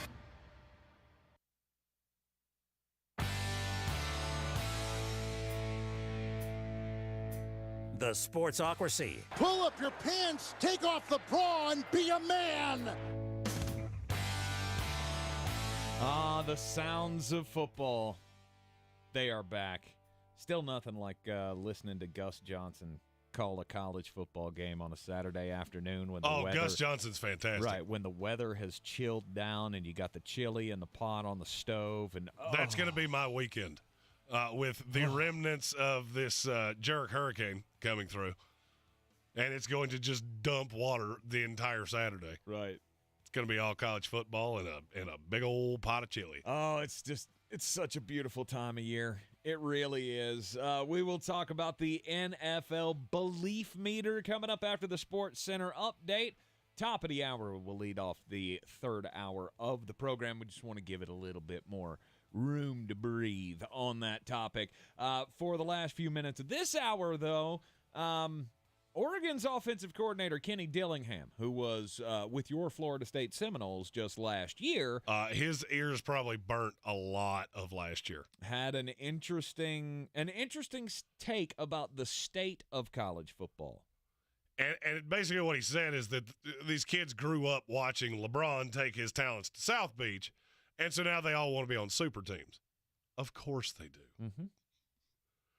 And he wasn't negative about it. It was really just kind of a statement that he made. I will never figure out why this is such a problem to so many people. Why do you have an issue with more talent being on the field together? Because it makes it harder for everybody else to win. Who cares? Life's not fair.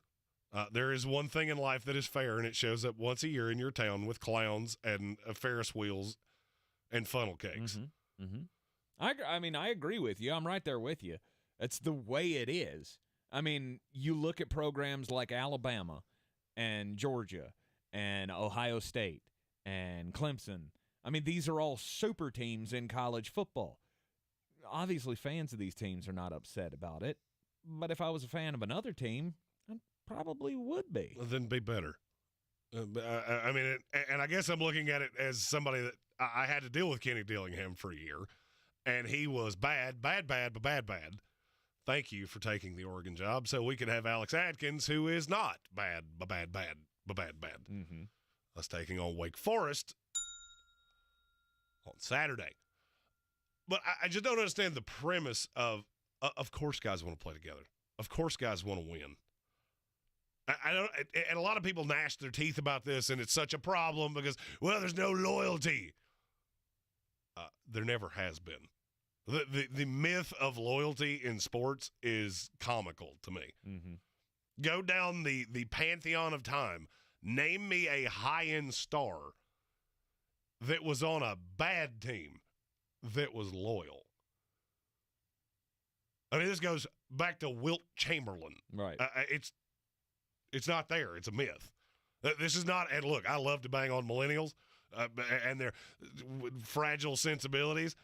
This is not one of those. Of course you want to win. Mm-hmm. Of course you want to have equitable talent on a team to you. And if you want to know why, look at guys like, I don't know, off the top of my head, Tim Tebow. Tim Tebow wins a national title. Phenomenal. He's the first player we go to as the ultimate college football player. Mm-hmm. There's a lot of RG3s that were every bit as good and didn't win squat. And that's why. Of course I want to be remembered that way. Right. I want to win titles. I want to have rings. I want to be that guy. And I feel like there's a lot of middle-aged coaches in college football that are not coming around to this is how the game is played now. Mm-hmm. If you don't have a compliance department, if you don't have somebody that is out there just cutting checks, you're done. Now, the funniest part of this to me is that the guy that said this, I could argue, works for the school that started all of this in college football, with Papa Phil and Nike basically taking a woebegone Oregon program that had been borderline irrelevant for 30 years. Then all of a sudden they have cool jerseys, and they've got all this Nike money. Weird. That's when you started getting the Marcus Mariotas, the Justin Herberts, the Kayvon Thibodeaux. Maybe look around and have a little self-awareness. Mm-hmm. Maybe, just maybe. And you came from Florida State, where we've been doing it for 30 years. You are in the Sportsocracy here on ESPN Asheville, 92.9 FM, 880 AM, and 1400. Coming up after the Sports Center update, we will not have a daily draft today. We just got too much to get into here because we are going to be talking about the belief meter in the NFL. Plus, we'll be running down the biggest games in college football later in the hour. Stick with us. This is your Exergen Temporal Scanner weather forecast on ESPN Asheville. The biggest impacts from Ian will be felt to our east heading into Friday and Friday night. That system is expected to strengthen to a hurricane again as it approaches the South Carolina coast tomorrow. As far as tonight, a partly cloudy sky with a low of 57. Clouds stream in tomorrow with rain developing. Winds will start to gust in from the north with a high of 59. The gusty winds and heavy rain tomorrow night with a low near 50. Still the chance for some showers into the weekend as highs reach the upper 50s to low 60s. I'm Jeff Marr from the Weather Channel. This is your time saver traffic on the new ESPN Asheville. Traffic is slow, 240 westbound between Charlotte Street and Monfort Avenue.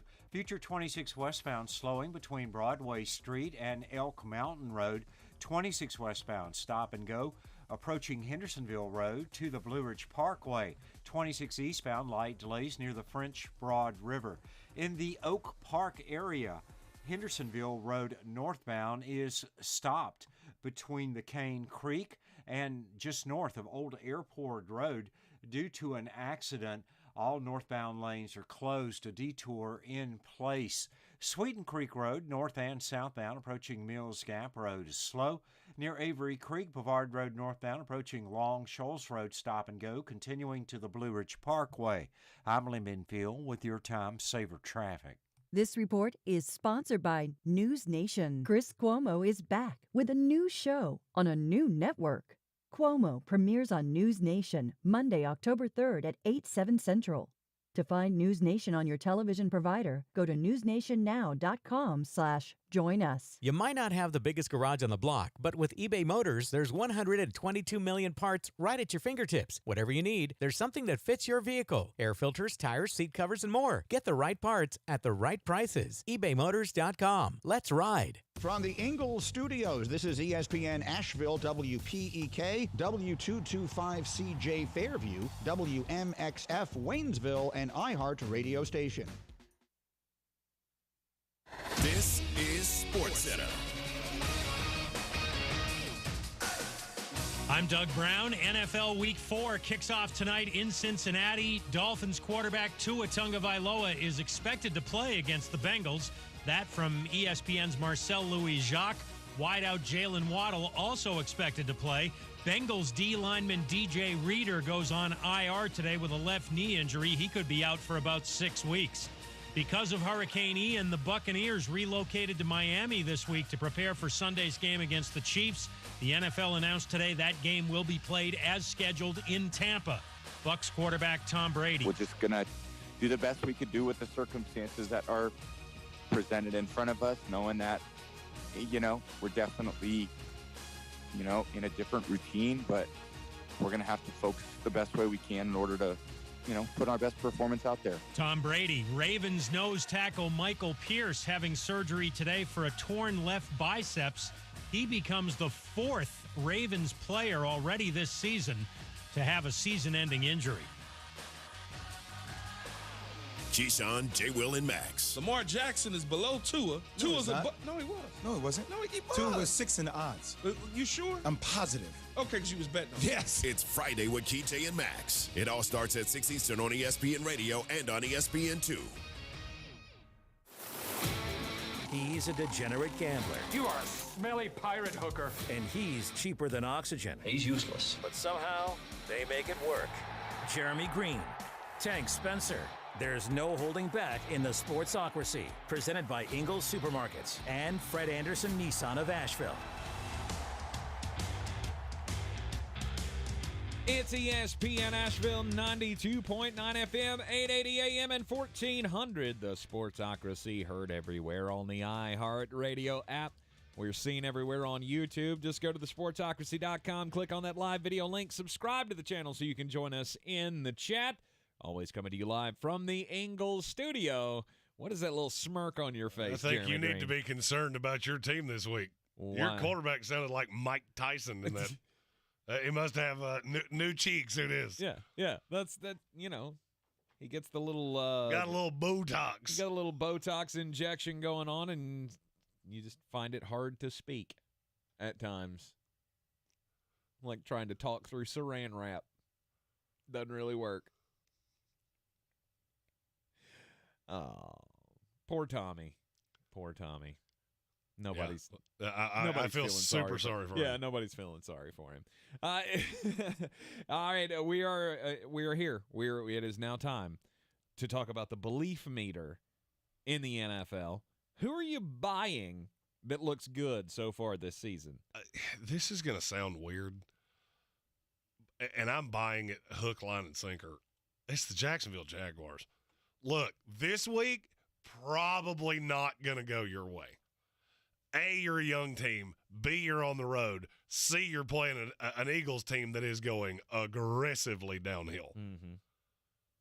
But if you look at the 4 weeks directly after that, the Texans at the Colts, the Giants, and the Broncos, and those last two are at home, there is a better than zero chance that the Jaguars are going to be 5-3 or 6-2.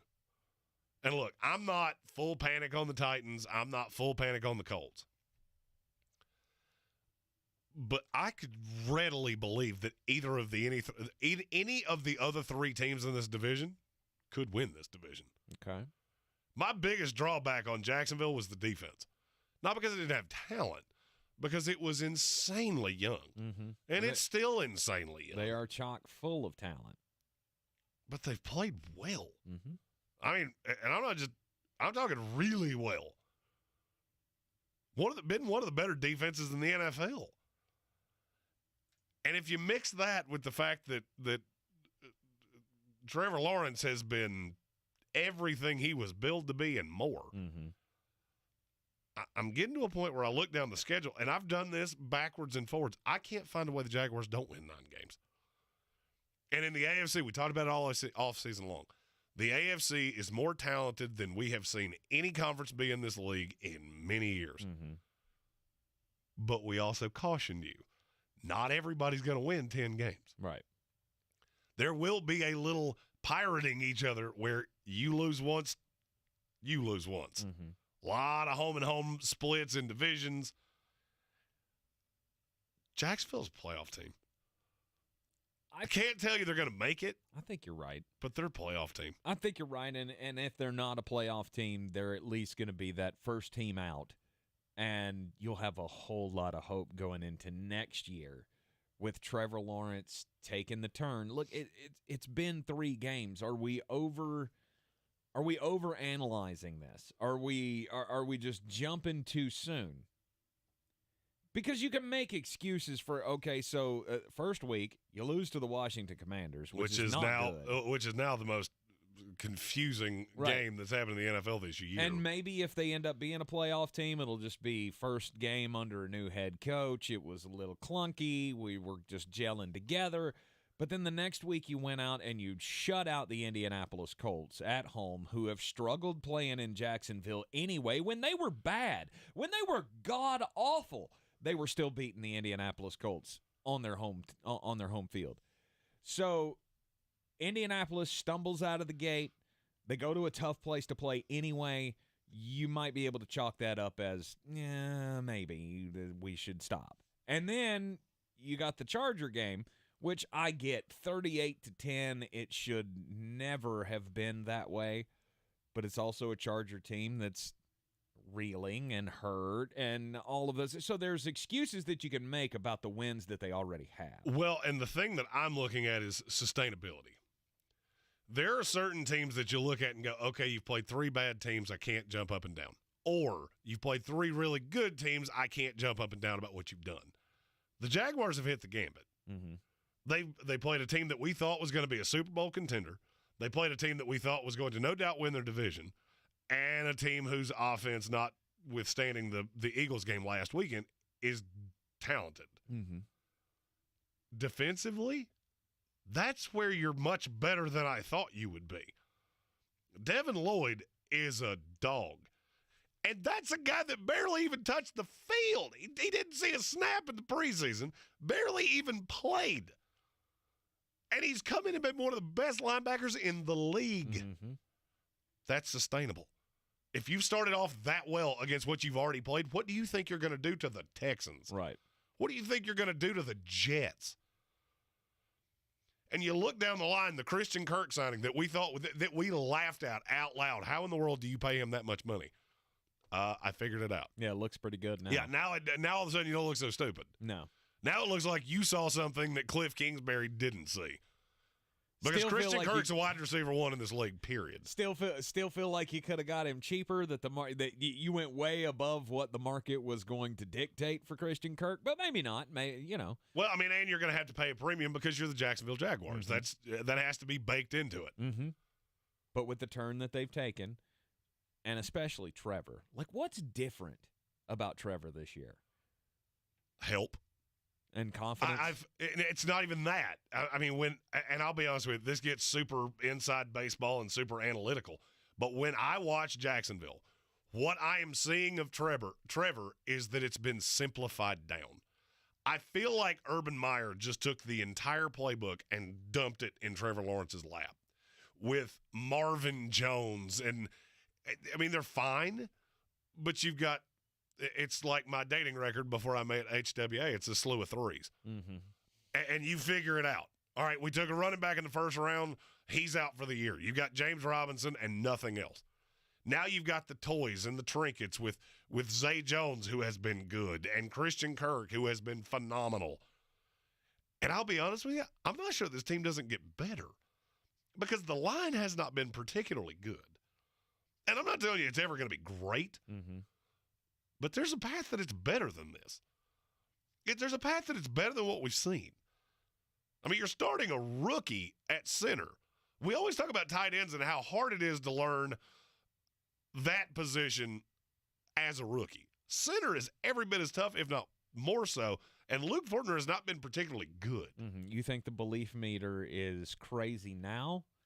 Let this Jaguars team go on the road to Philadelphia, and I'm not saying they have to win. Make it look good.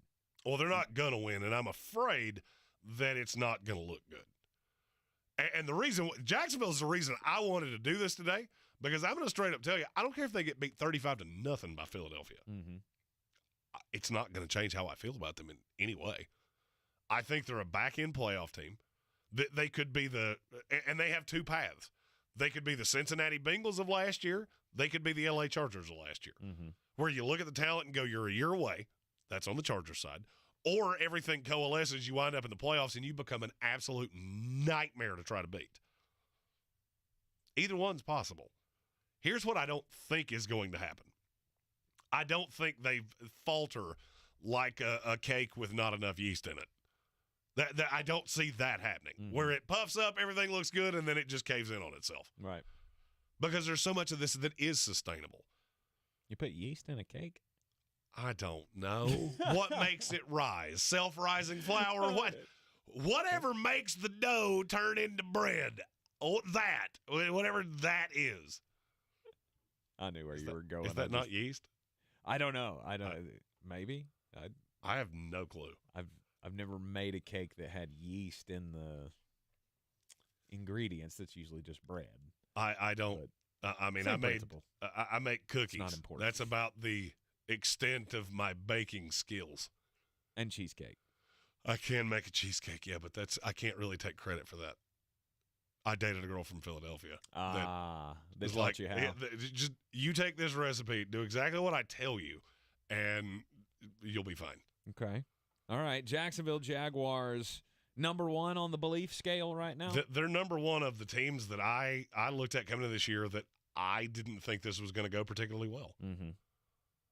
And it's going better than I thought. And my second team here is one that I feel like you're going to vehemently disagree with me. Okay. It's the New York Giants. Yeah, I just don't see it. I Why? mean, all right, so tell me what it is that you don't see in it. And again, this is a belief that things are going the right way. Right. I'm not telling you this team's going to win this division. They're not. Okay. I'm not telling you this team's going to make the playoffs. All right, see, that's where I thought you were going with that. was the Giants are 2-1 right now, and they're in the hunt for the division. They're not in the hunt for the division. They're in the hunt for the playoffs. They're in the hunt to make the play. I know that sounds insane. Look at the NFC. There is a dog water team in every division in that conference. Okay. Every one of them. Mm-hmm. And they're better than a slew of them. Watch the New York Giants right now and tell me they're not better than the Washington Commanders.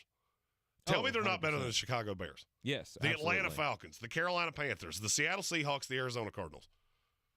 They're better than every team I just said. And to me, it's not even close. It's not even close. And I'll tell you why. Okay. Name the receivers. Can't do it. Can't hurts. Richie James and David Seals. And you've managed to do this with absolutely nothing. Well, here's the thing. Wan'Dale Robinson is going to be a thing at some point. This front office drafted him. Mm-hmm. So when he's healthy, that's at least a guy. I understand you lost Sterling Shepard. I understand Kenny Golladay, I actually think may have died 2 years ago, and they're just propping him up on popsicle sticks. Kadarius Toney. At some point, you have to turn to him and go, you have to be a thing now. Mm-hmm. We have nothing left. You have to be a thing. But what I see is when they are healthy, it's not a bad team. Mm-hmm. And I see a culture shift in what I had seen before. Because Daniel Jones is not a good quarterback. He's not. We know. He holds the ball too long. He fumbles all the time. But Brian Daboll has steered into that. If you watch that offense now, it's almost like Brian Daboll just deep dove on all the Daniel Jones film and went, how can I make you a serviceable NFL quarterback? Mm-hmm. I take away all the things that you can't do. Daniel Jones he's got to be the smartest dumb guy in the history of the NFL because he graduated from Duke, so he's obviously a pretty bright cat. Mm-hmm. He can't progress. He can't go from 1 to 2 to 3 to check down. He's never been able to do it. It's never mattered who the receivers were. Daboll gets that. Mm-hmm. I'm going to lean on Saquon. I'm going to lean on the defense, which with Leonard Williams is good. I have yet to hear one person talk about the fact that your best defensive player was not on the field, and that's why Dallas looked like that. Derrick Henry run like that on them? Nope. No. Is he even in the ballpark? Are Tony Pollard and Ezekiel Elliott in the ballpark of Derrick Henry? No. No. Okay, then. When you hear hoofbeats, it makes a lot more sense to assume horses than zebras. Mm-hmm. That Giants team is pretty good, and their schedule is gnarly. I mean, yeah, you got a couple weeks here that aren't great. You get the Bears this week. Guess what? You're going to be 3-1 because the Bears are awful. Then you go Packers, Ravens, Jaguars. Less than ideal. After that, Seahawks, Texans, Lions, Cowboys, Commanders, Eagles, Commanders again. This team could win 8 or 9 games. It wouldn't shock me in the least. They may win 8 or 9 games and not have a receiver on the team that belongs in the NFL. They could. I mean, those guys are going to come back, though. I mean, Wan'Dale's coming back. Wan'Dale's coming back. Sterling Shepard's not. No, I know that. He's gone. Darius Slayton. At some point, you have to look at Darius Slayton and go, okay, all right, I understand. We didn't get off on the best foot. Maybe we need to mend fences. Mm-hmm. Because currently we don't have anybody that could catch a cold if you soak them in water and put them in a freezer. Is it better than I thought it was going to be? No doubt. Yes, it is better than I thought it was going to be. I still don't think that they're a contender for anything. I'm not saying they're going to win a Super Bowl, but if you told me this team made the playoffs, I'm not going to be shocked. You're undervaluing how bad the NFC is because there are still teams that you think are good that are not. Like? The Arizona Cardinals, because I saw your face move when I said the Giants were better than them. It's not even close. It's not even debatable. I don't know about that. If they played right now, what's the line? Because I can actually tell you the answer to that. Oh, I got the Vegas poll in front of me. The Giants would possibly be a favorite. On a neutral field. But then what happens in the next 6 weeks or in the next, 3 weeks now? DeAndre Hopkins comes back, and that's a better team. And I don't care. I don't care. That's the dichotomy of, and you know what? We'll get into this after the break. Okay. Because what you just said is exactly what I was trying, the point I was trying to prove with the Giants, and you proved it in a way I wasn't planning on doing so. All right, you're in the Sportsocracy here on ESPN Asheville. This is your time saver traffic on the new ESPN Asheville. Traffic is slow, 240 westbound between Charlotte Street and Montford Avenue, 240 west and eastbound on the Captain Jeff Bowen Bridge, very busy. 26 westbound slow between Hendersonville Road and the Blue Ridge Parkway. Future 26 westbound is stop and go between 240 and Broadway Street. In the Oak Park area, Hendersonville Road northbound between the Cane Creek Road to Old Airport Road, traffic very busy. Earlier accident cleared. Again, Hendersonville Road northbound is slow from the Arden area to Mills Gap Road. Hendersonville Road southbound slow between the Blue Ridge Parkway and Overlook Road. Sweeten Creek Road north and southbound approaching Mills Gap Road is slow. Near Avery Creek, Bavard Road northbound approaching Long Shoals Road, crawling and continuing to the Blue Ridge Parkway. I'm Lyman Field with your Time Saver traffic. This report is sponsored by Taco Bell. Your burrito prayers have been answered. Taco Bell's double steak grilled cheese burrito is back with that juicy steak smothered in nacho cheese with a 3-cheese blend that's grilled on top. At participating U.S. Taco Bell stores for a limited time only. Hours and participation vary. Double the steak claim as compared to the steak quesadilla. The Honest Truly Calming Collection is our must-have for Hazy's nighttime routine. The tear-free shampoo body wash and moisturizing conditioner help make bath time easy. The Truly Calming face and body lotion nourishes his delicate skin throughout the night. Honest overnight diapers keep leaks on lock for up to 12 hours, so we can both get a good night's sleep. For sweet dreams, end your kiddo's day with the Honest Truly Calming Collection. Better sleep gives you the energy you need to spend more time doing the things you love. Your sleep equipment helps you manage your sleep disorder and live a more active life, but it only works if you use it. Sleep equipment manufacturers recommend daily cleaning, and SoClean is a helpful complement to your daily routine. Join over 2 million SoClean customers enjoying peace of mind. Try SoClean risk-free for 30 days. Find out more at SoClean.com. Always follow the manufacturer's instruction. Prepayment required for risk-free trial. For contraindications and details, visit SoClean.com. Are you ready to tackle your banking needs? Home Trust Bank's team of expert advisors and lenders want to be your teammate. We want to hear your story, learn your aspirations, and assist you with financial needs, and provide options that are tailored to you. With a wide range of personal, mortgage, and commercial services, you will discover all your banking needs under one roof with a local and personalized touch at Home Trust Bank. Score big with Home Trust Bank. Ready for what's next. Member FDIC, Equal Housing Lender. The season we've all been waiting for is here. No, not that one. The season of the Big Orange Tent is underway in Western North Carolina. The area's largest selection of Halloween costumes, decorations, and accessories is at the Big Orange Tent at the Asheville Mall. Halloween Express is your one-stop shop for adult and child costumes, superheroes, horror icons, inflatable suits. You can find it all under the Big Orange Tent at the Asheville Mall. 10 to 8 Monday through Saturday, 12 to 6 on Sundays. I believe real estate isn't about properties. It's about people. I am Clarissa Marshall with eXp Realty, serving all of Western North Carolina. Navigating the home buying and selling journey can feel overwhelming at times, and that's why having an agent who cares about you and your needs is key. I'm a native of Western North Carolina, and I close over a home a week. I'm an expert in the market, pricing my sellers correctly to net you the most money, and working as a skilled negotiator for my buyers. Please give me a call today at 828-774-6343 to set up a complimentary market analysis.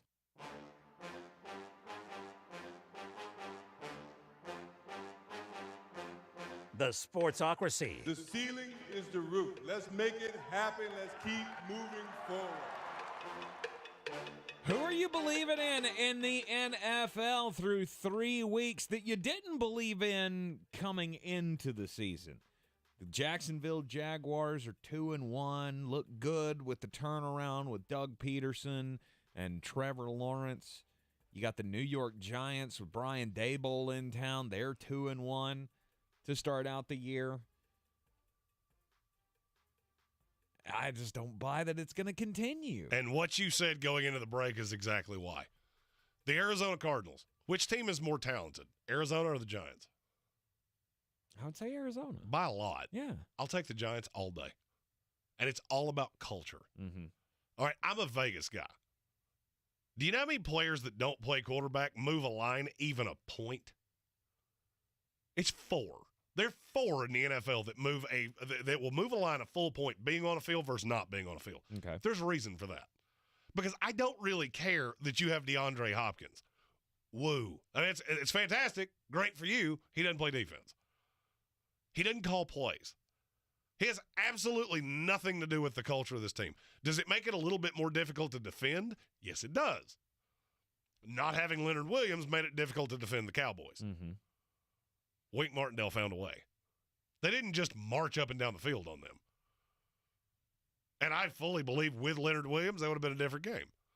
But you have to do things, and it's a chess match. That's the way this game works. Mm-hmm. And there are certain people that I just believe in. All right, Doug Peterson, we just talked about in the last segment. I believe in Doug Peterson.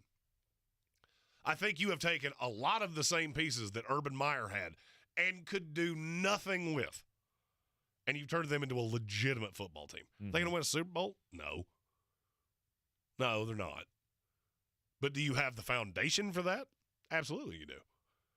The New York Giants have a deficiency at quarterback. They are worse at quarterback than every team they're going to play, not named the Carolina Panthers or the Houston Texans or the Chicago Bears. Mm-hmm. They are worse, and that's not an opinion. That's an analytical fact. You are worse at quarterback than every team I just said. You are worse than the Tennessee Titans, who you beat. Why does that happen? Because my systems are in place and yours aren't. My house is in order. Yours is not. Mm-hmm. And there are certain teams, I look at the Giants and go, you know what? A year from now, Will Levis with this team, they could be the Jacksonville Jaguars. Okay. I have been asked 1,000 questions about Will Levis this week. And let me, I'll put it to you as clearly as I can. This is an imitation league. And people are seeing what Josh Allen is doing. And they're taking all of the negatives of Will Levis and letting them just go right out of their brain because they look alike.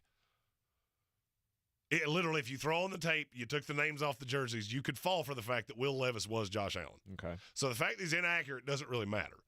Because, and I promise you I'm going to tie this together in just a second. If Josh Allen had gone to the Jets, he'd be Baker Mayfield. Mm-hmm. He'd be a 54% completion guy that runs entirely too much and does not look like an NFL quarterback. I care way more about your culture than I do what your receivers look like. I care way more about your culture than what cornerback is up this week. Because guess what? That guy's very transient. That guy could be playing for the Cardinals next year. That doesn't really matter to me. This game is way, way more about the X's and the O's than it is about the Jimmies and the Joes. And it's been that way for decades. And it will continue to be that way. Mm-hmm. And that's why I look at a team like the Cardinals and go, you have all the talent you could ever want. And it doesn't matter. Well, we were missing DeAndre Hopkins. I don't care. If you'd had him last week against the LA Rams, does that prevent you from being stuck inside the 10 for over a full quarter of that game? No. Nope. No, it doesn't. And it can be Greg Dortch. It can be A.J. Green. It can be Rondale Moore. It can. I don't care. None of that matters. The difference between these guys is fractional. You're a dumpster fire. Mm-hmm. You're a dumpster fire, and you've been a dumpster fire. The Jaguars were. The Giants were. They're not anymore. And what does that immediately translate to? Wins. Mm-hmm. The Jaguars still have holes on their team. I'll be really honest with you. Talent-wise, I don't think the Jaguars are exponentially better than the Giants are. They're just a little further along in the rebuild. Okay. You've got a ton of rookies playing for that Jaguars team. Mm-hmm. The guy calling signals is a rookie that's played, I want to say it's 130 total snaps with the guys he's around. You don't think that's going to lead to some kerfuffles down the line? Sure. Of course it will. Of course it will. But you've got a guy next to him in Foye Oluokun who is every bit the bridge. He's a guy that if Devin Lloyd does something in calling the play, wait a minute, Foyer's there to go, no. That's a culture thing. Right. And that's what I undervalued with the Jaguars, and it's what I undervalued with the Giants. Brian Daboll came in. I don't care about Kenny Golladay. And if you've noticed, the only reason Golladay even got on the field is because they only had 5 receivers up. Mm-hmm. That's it. There's no other reason. And as soon as Wan'Dale Robinson comes back, he won't be out there again. I don't care how much money you make. I don't care who you are. I don't care what you've done. I care what you are right now. And I look at the Giants and go, you know what? As long as that guy's in charge, you're going to be better than you should be. Okay. All right. So believing in the Jaguars, believing in the Giants. Is there another one? That I'm fully bought in on? Yeah. I can't say that I'm fully bought in on what I'm getting ready to say. It's the Atlanta Falcons. I'm not telling you this team's going to win a lot of games. I can tell you Arthur Smith's doing something, and it's really hard for me to put my finger on. But it tells me everything I need to know that Vegas, who is that's where your thoughts and opinions go to die, because they have goal fixtures for a reason. They welcome the Cleveland Browns this week with a very below average to bad run defense. You think Cleveland's going to beat them easily, right? Vegas has that as a 1-point lean. Really? Cleveland's a 1-point favorite in Atlanta. Tells me everything I need to know. Tells me that Vegas sees the exact same thing in Atlanta that I do. Can't tell you have a talent deficiency to practically everybody you play, but you have a culture. You have a culture that Arthur Smith has been implementing, and it's starting to take hold. And you're going to be a pain to beat. And that is the hardest game of this week to pick for me. I have been stuck on that game for 2 solid days going, I don't know exactly what it is you're seeing, but I do not want to get burned by this game. And we will make all of the picks coming up tomorrow right here on ESPN. Asheville in Beat the Chief with Asheville Police Chief David Zack, as we'll pick each and every game of the NFL slate against the spread. And the other one, the Detroit Lions, with the other. We've just talked about them at such nauseum that I figured that one went without saying. You are in the Sportsocracy here on ESPN Asheville. Coming up after the break, it will be the most important message of the day, but not more important than this message.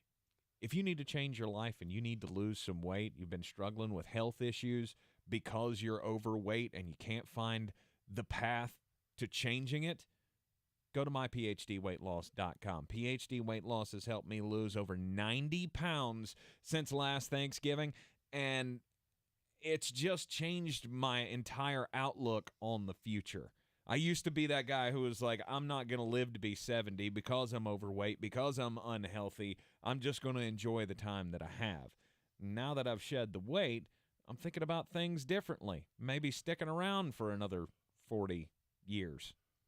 I had always been athletic. I have also been very lazy, and I had gotten into very lazy food habits. Fast food was easier, and so that's what I did.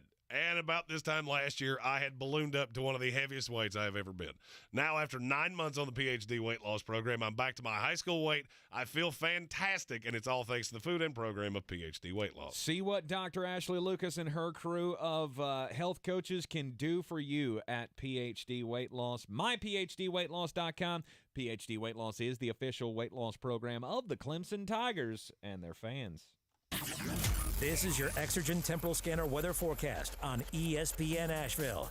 The biggest impacts from Ian will be felt to our east heading into Friday and Friday night. That system is expected to strengthen to a hurricane again as it approaches the South Carolina coast tomorrow. As far as tonight, a partly cloudy sky with a low of 57. Clouds stream in tomorrow with rain developing. Winds will start to gust in from the north with a high of 59. The gusty winds and heavy rain tomorrow night with a low near 50. Still the chance for some showers into the weekend as highs reach the upper 50s to low 60s. I'm Jeff Marr from the Weather Channel.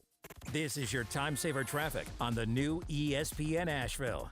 Traffic is slow, 240 westbound between Charlotte Street and Montford Avenue, 240 west and eastbound on the Captain Jeff Bowen Bridge, very busy. 26 westbound slow between Hendersonville Road and the Blue Ridge Parkway. Future 26 westbound is stop and go between 240 and Broadway Street. In the Oak Park area, Hendersonville Road northbound between the Cane Creek Road to Old Airport Road, traffic very busy. Earlier accident cleared. Again, Hendersonville Road northbound is slow from the Arden area to Mills Gap Road. Hendersonville Road southbound slow between the Blue Ridge Parkway and Overlook Road. Sweeten Creek Road north and southbound approaching Mills Gap Road is slow. Near Avery Creek, Bavard Road northbound approaching Long Shoals Road, crawling and continuing to the Blue Ridge Parkway. I'm Lyndon Field with your Time Saver Traffic.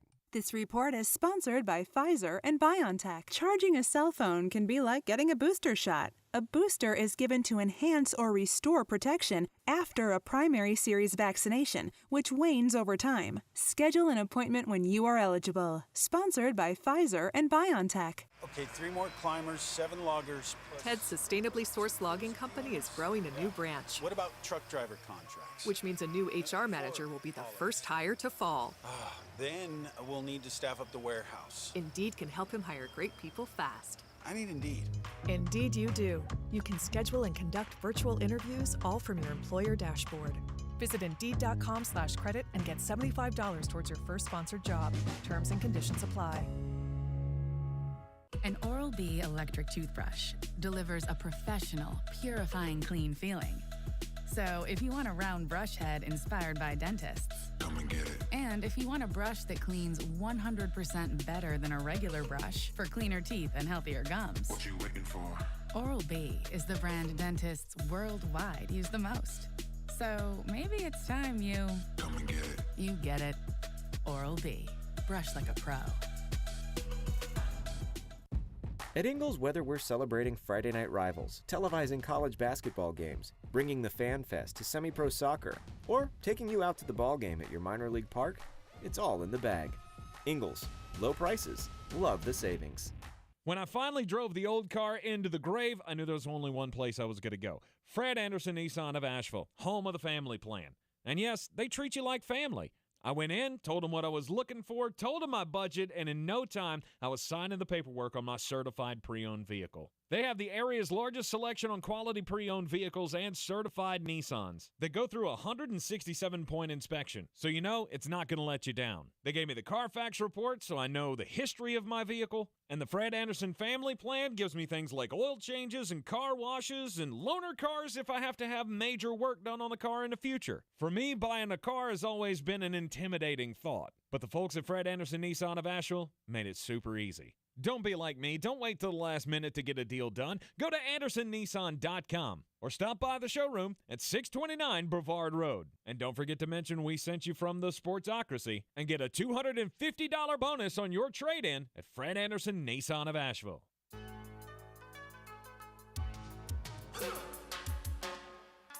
Welcome back into the Ingles Studio here on ESPN Asheville. It's time for the most important message of the day. Don't do crimes! Man, he's digging deep. The voice is failing, but he still digs deep. I like it.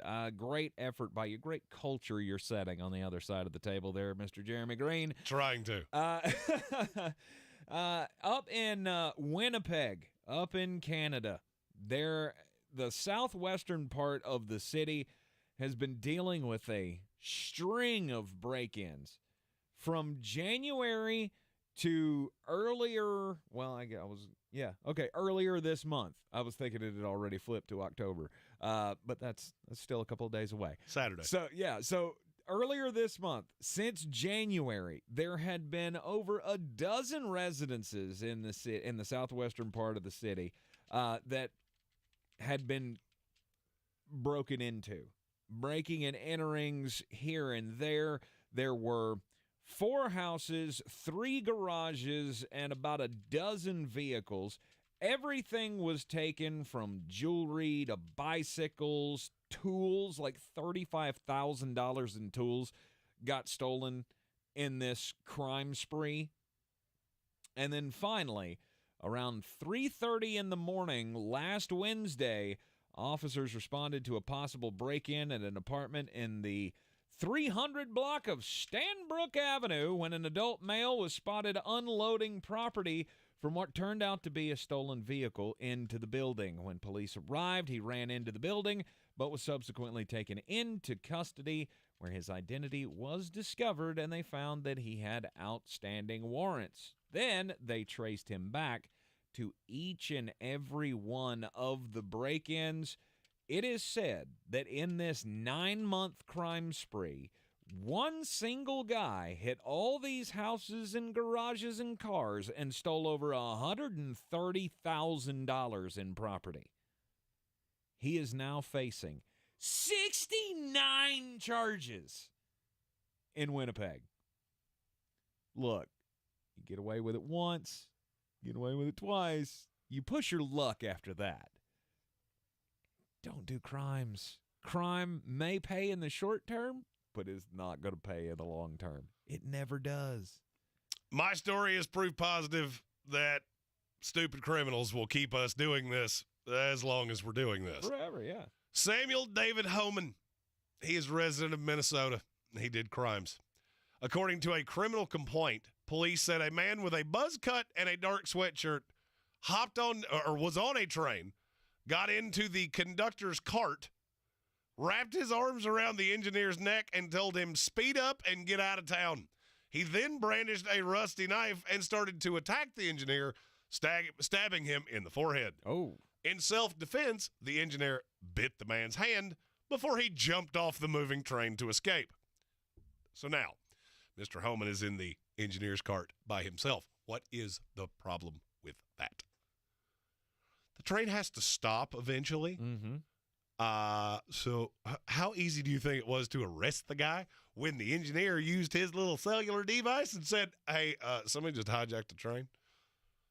They pulled into the station. He casually got off and thought he would just walk away. Really? Yeah, he didn't. Yeah. He was arrested and charged with second-degree assault and criminal property damage.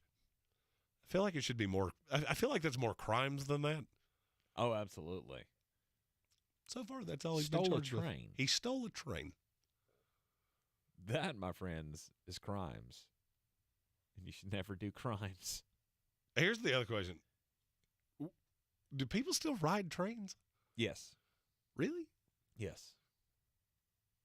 It feels like a very inefficient way of travel. I mean, I get it up north. I don't necessarily get it in Minnesota. I mean, it takes longer. And yes, I do obviously. understand Minnesota's in the north. I meant in the northeast. Right. Where Philadelphia, New York, all those things are, at the train right away. I get that. Oh, yeah.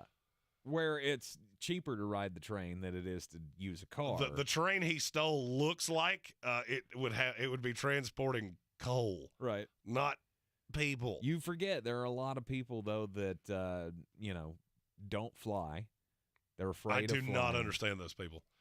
Asheville Police Chief David Zack told me last week he is just adamantly against flying. Uh-huh. And I cannot understand that for the life of me. Well, I mean, some people just don't trust the science. Well, I mean, it's been like 100 years. I think we got this. And planes crash every year.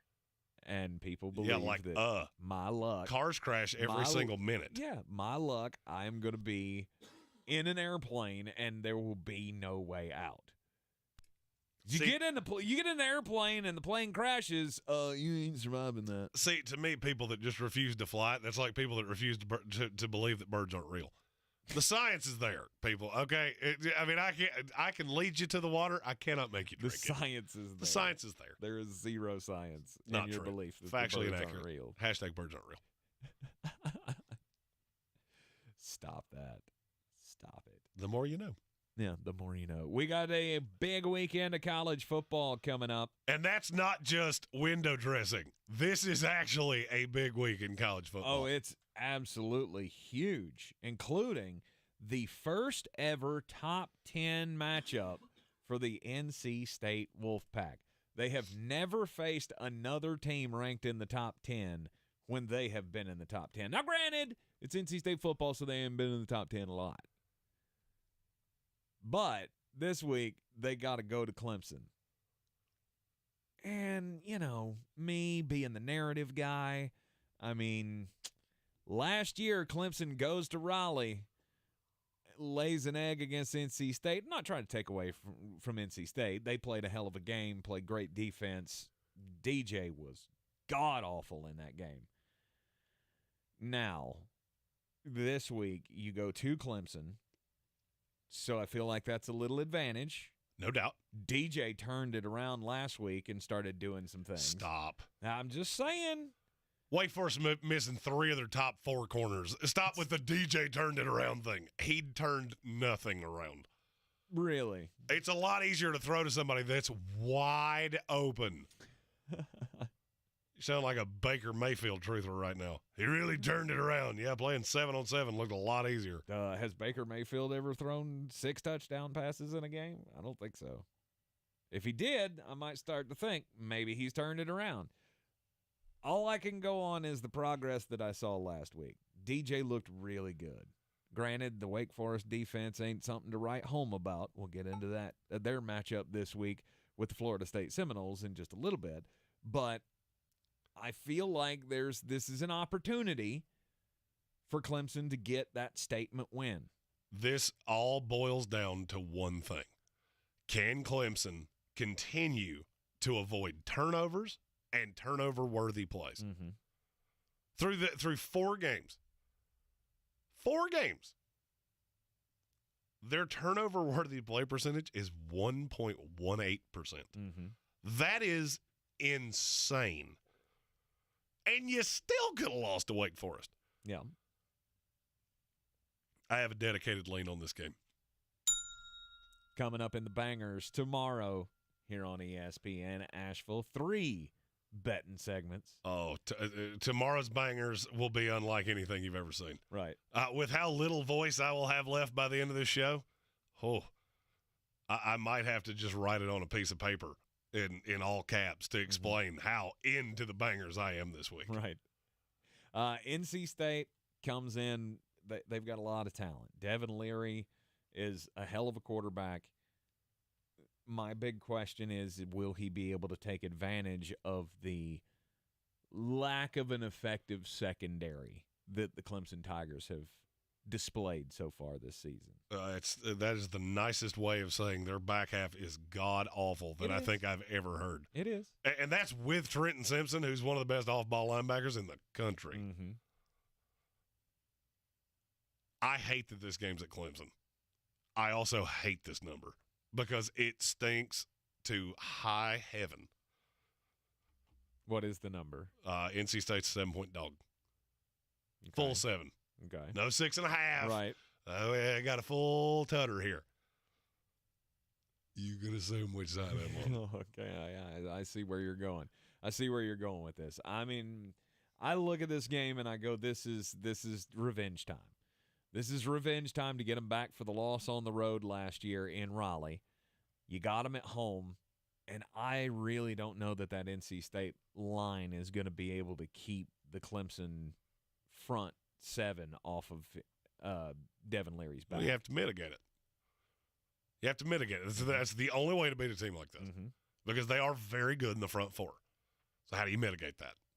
Punish them for getting upfield. The beauty of a screen is that it works in the times that it shouldn't, and this is one of those times. That's fine. You send the hellhounds at Devin Leary. Mm-hmm. I'm going to make you pay for it. Time after time after time. And look, Dave Doran did a great job of this last year, and I'm not so sure he's not going to do it again. No. Okay.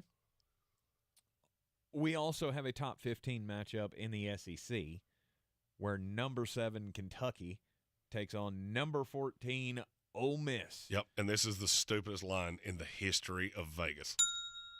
What's the number? Mississippi is a 7-point favorite against the Wild Kitties. Really? Yeah. Okay. I mean, to me, that's comical. I mean, I hate to tip my hand on what I'm going to do tomorrow, but one of these teams can play defense. One of them can't. Mm-hmm. They can both score points. Look, I love Jackson Dart. I have been on the he will be a number 1 pick in the NFL draft train since the first time I saw him at USC. Mm-hmm. At the end of the day, you're battling with Will Levis. He has a defense. You don't. Mm-hmm. You're at home. I get that. That's a nice equalizer. It ain't that much of an equalizer. Right. Ole Miss has been one of the best running teams in college football. Zach Evans, according to his head coach, is dealing with a medical thingy. That was the exact That quote. was his exact quote. Like, it's a medical thingy. It's all right. It's fine. Sounds like a clinical term. He'll be okay. But he did leave last week's game, and I mean, if he's not worried about it, I don't think that's just a coach downplaying. It'll be fine. Here's the thing.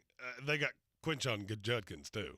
Mm-hmm. So, okay, Zach Evans can't play. All right. I got another one's averaging 6 yards a carry, too. Right. So, that's fine. Right. They've got 3 running backs at Ole Miss that can run, and they can be prolific doing so. I mean, they average like 230 yards a game or something like that. It's a lot, and you said 4 wrong because they actually have 4. Oh, excuse me. 4 running backs. Yeah, one of them doesn't get a whole lot of run, but he's good too. That would be Ulysses Bentley the 4th. Mm-hmm. I think this is going to be. Do you see this as a high scoring game? I did. I did see it going that way. And then the more I dug into it, the more I went, all right, it's going to score points. Mm-hmm. I mean, this is not going to be a 17-10. If it is, I will bet my ability to have fun for the rest of my life on Kentucky. But I don't necessarily think it's going to be a 52-49 track meet the way that a lot of people do. Yeah, I don't see it. I don't see that happening because I think both of these teams are going to run the ball too much for that. The clock is going to run. The clock will run because guess what Kentucky gets? Chris Rodriguez. And I don't understand why nobody is talking about that. That is such a relevant part of this game, I haven't heard a soul before you say that. He was the number one running back in the SEC last year, had over 1,300 yards last year, and he hasn't been playing because of an off-the-field issue. NCAA thing. Right. He was suspended the first 4 weeks of the season. He comes back for this game. So while they have Will Levis and the other weapons, they haven't been able to run the ball as efficiently as they did last year because of the absence of Chris Rodriguez. But now with Rodriguez back, that opens things up for Will Levis to do even more. Mm-hmm. I think it's going to be a hell of a ball game. I do too. I mean, this is the best slate of games we've had because you got one of the Big 12 too with Baylor and Oklahoma State. There you go. I was staring at Iowa State, Kansas. Oh, that's not a bad game either. Dedicated lean there as well. I will break the record in bangers for most picks I give out in one day. Mm-hmm. We still haven't mentioned the other game in the SEC, Alabama at Arkansas. Arkansas goes into Alabama last year and almost beats them, and now you get them at your place. You get them at your place coming off a game that they had absolutely no reason to lose. Mm-hmm. This is one of those games where if you're Sam Pittman and you're really wanting to prove that I have changed things around here, this goes one of two ways. Either it's close or you get completely run off the field. Mm-hmm.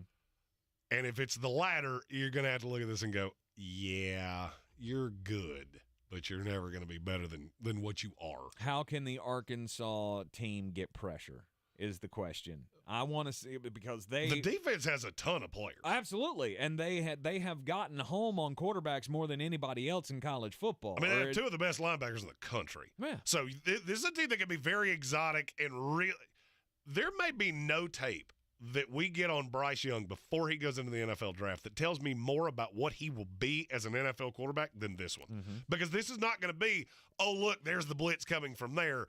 This is going to be exotic and throwing players at you from every different angle. There will be times he misreads things. How quickly can you assess what is happening in front of you? That to me that's one of the underrated, really good games of this weekend. Yeah, 20 sacks so far for the Arkansas Razorbacks, and they are going to try to bring the Hellhounds at Bryce Young. Can he pull off some magic like he did against Texas? Yeah, he can. He can. He's that damn good.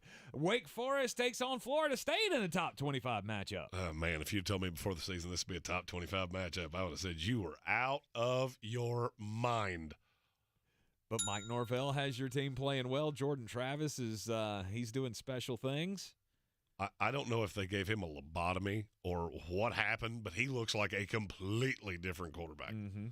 That one's going to be just a mess of fun. And there's no game that I've ever seen that is more dependent on the weather. They are dedicated to playing this in Tallahassee. Mm-hmm. So what the field looks like, what the conditions around that kickoff are going to be is infinitely more important than it usually is. Mm-hmm. Because depending on that, it's which side you should be on. A lot of great games in college football coming up this weekend. That's just your short little snippet primer for the Saturday that will be. And we will be picking the games, of course, tomorrow. And share if you want to, as Keenan Nesbitt for the Buncombe County Sheriff's Office will be joining us once again to pick 8 of the games in the college slate. We've got bangers coming up next because we've got not only the NFL tonight, but a couple of games in college as well. Jeremy Green up next. Bangers for your Thursday action. This is your time saver traffic on the new ESPN Asheville. Traffic slow, 240 westbound between Charlotte Street and Montford Avenue, 26 westbound stop and go between Hendersonville Road and the Blue Ridge Parkway. Future 26 westbound delays between 240 and Broadway Street. 40 westbound slow in pockets between Hendersonville Road and George's Branch Road. Near Avery Creek, Brevard Road northbound approaching Long Shoals Road to the Blue Ridge Parkway, traffic stop and go. Sweeten Creek Road north and southbound approaching Mills Gap Road is slow. Hendersonville Road northbound near Fletcher approaching Fanning Bridge Road is slow. Hendersonville Road northbound is slow between Arden and Long Shoals Road. Again, Hendersonville Road northbound approaching Mills Gap Road slow. Hendersonville Road southbound slow between Biltmore Forest and Overlook Road. I'm Lyndon Field with your Time Saver traffic. This report is sponsored by Taco Bell. Your burrito prayers have been answered. Taco Bell's double steak grilled cheese burrito is back with that juicy steak smothered in nacho cheese with a 3-cheese blend that's grilled on top. At participating U.S. Taco Bell stores for a limited time only. Hours and participation vary. Double the steak claim as compared to the steak quesadilla. The can't-miss music event of the year is coming to the CW. The 2022 iHeartRadio Music Festival. Featuring once-in-a-lifetime performances from the biggest superstars in all of music. Ladies and gentlemen, what's up, Vegas? Make some noise! I don't know if y'all ready for this one. All hosted by Ryan Seacrest from T-Mobile Arena in Las Vegas. Don't miss our 2022 iHeartRadio Music Festival. October 7th and 8th at 8 p.m. on the CW. The biggest stars in all of music share this stage at our iHeartRadio Music Festival. A Stallion. It's your girl Megan Thee Stallion. A Pitbull. Mr. 305. A couple of Combs. Luke Combs. Sean Diddy Combs. A couple of legends. Pat Benatar and Neil Giraldo. The Black Keys. Black Eyed Peas. LL. Cool J. MM. Maren Morris. And MM. Off this month. She. Avril Lavigne. He. Lionel Richie. And them. Sam Smith. Halsey. Our iHeartRadio Music Festival, brought to you by Capital One. Coming to the CW October 7th and 8th. I'm excited about fall, but I'm even more excited about the falling prices at Kohl's. I went to their friends and family sale, and not only did I save an extra 20%, I also found sweatshirts and sweatpants for under $19, cute harvest table decor for 40% off, and great fall styles starting at $23.99. Plus, I earned Kohl's Cash. So if you want more style and more savings this season, get to Kohl's. Select styles, 20% offer ends October 2nd. Some exclusions apply. See store or Kohl's.com for details. Rogue Combat Club, Asheville's home for comprehensive martial arts training, has a goal for our community, one that's stronger, more fit, and unwavers in its support of one another. Rogue Combat Club's instructors have competed at the highest levels and offer classes for everyone from young children to adults in Brazilian Jiu-Jitsu, Muay Thai, and wrestling. Rogue Combat Club classes can help you boost your self-confidence and self-defense skills while weeding out the egos and intimidation found at other gyms. Join today at RogueCombatClub.com. Since man created roads, they've been looking for ways to get off-road and vehicles to take them there. That's where Outlaw Off-Road comes in. A premier off-road center for Jeeps, trucks, and SUVs with a complete lineup of off-road and overland services, including maintenance and repair to make your vehicle all that it can be. Check out their location right here in Western North Carolina at 85 Avery Creek Road. Call them today at 828-974-8480 or visit them on the web at theoutlawoffroad.com. Are you ready to tackle your banking needs? Home Trust Bank's team of expert advisors and lenders want to be your teammate. We want to hear your story, learn your aspirations, and assist you with financial needs, and provide options that are tailored to you. With a wide range of personal, mortgage, and commercial services, you will discover all your banking needs under one roof with a local and personalized touch at Home Trust Bank. Score big with Home Trust Bank. Ready for what's next. Member FDIC, Equal Housing Lender. The season we've all been waiting for is here. No, not that one. The season of the Big Orange Tent is underway in Western North Carolina. The area's largest selection of Halloween costumes, decorations, and accessories is at the Big Orange Tent at the Asheville Mall. Halloween Express is your one-stop shop for adult and child costumes, superheroes, horror icons, inflatable suits. You can find it all under the Big Orange Tent at the Asheville Mall. 10 to 8 Monday through Saturday, 12 to 6 on Sundays. Coffee closes on. Get them the money. Then when you get the money, you get the power. That watch costs more than your car. Then when you get the power, then you get the woman. We don't just have NFL action today. We got 2 games in college. First, South Carolina State's a 39.5-point dog at South Carolina. This game had to be moved. I am never laying 40 points in a game that had to be brought up 2 days. Give me South Carolina State plus 39.5. Next, BYU's a 24-point favorite at home against Utah State. They are awful. BYU at home, completely different animal. This one's easy. Trust a Cougar. BYU minus 24. Finally, the Cincinnati Bengals are a 3.5-point favorite tonight at home against the Miami Dolphins. Over-under is 49. I fully believe this is going to be a bit of a track meet. Miami's defense off 90 snaps Sunday against Buffalo, having to move with the Hurricane. That's too much.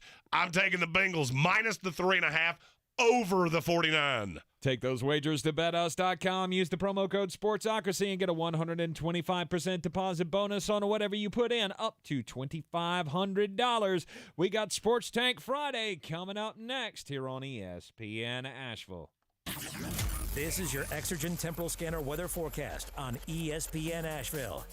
The biggest impacts from Ian will be felt to our east heading into Friday and Friday night. That system is expected to strengthen to a hurricane again as it approaches the South Carolina coast tomorrow. As far as tonight, a partly cloudy sky, the low of 57. Clouds stream in tomorrow with rain developing. Winds will start to gust in from the north with a high of 59. The gusty winds and heavy rain tomorrow night with a low near 50. Still the chance for some showers into the weekend as highs reach the upper 50s to low 60s. I'm Jeff Marr from the Weather Channel. This is your time saver traffic on the new ESPN Asheville. Traffic is slow, 240 westbound between Charlotte Street and Montford Avenue. Future 26 westbound slows between 240 and Broadway Street. 26 westbound delays between Airport Road and the Blue Ridge Parkway. 40 westbound pockets of slow traffic volume from Hendersonville Road to George's Branch Road. Sweeten Creek Road, north and southbound stop and go approaching Mills Gap Road. Near Fletcher, Hendersonville Road northbound approaching Fanning Bridge Road delays, and Hendersonville Road northbound approaching Long Shoals Road slow. Hendersonville Road southbound slow between the Blue Ridge Parkway and Overlook Road. Near Avery Creek, Brevard Road northbound approaching Long Shoals Road to the Blue Ridge Parkway delays. Smoky Park Highway northbound near Buncombe County Sports Park, traffic is slow. I'm Lee Minfield with your Time Saver Traffic. This report is sponsored by Indeed.com. Fall into a hiring spree with Indeed. Their end-to-end hiring solution makes it easy to attract, interview, and hire candidates. Sponsor a job and instantly receive a short list of quality candidates whose resumes on Indeed match your job description. Visit Indeed.com/credit. Hi, I'm Chad Greenway. After retiring from the NFL, I've embraced my new role coaching my kids in their youth sports. Our Youth Basketball Association made the decision to use trusted coaches to train, screen, and educate all of our basketball coaches. Visit trustedcoaches.org to learn more. I'm a trusted coach. Are you? From the Ingles Studios, this is ESPN Asheville, WPEK, W225CJ Fairview, WMXF Waynesville, and iHeart radio station.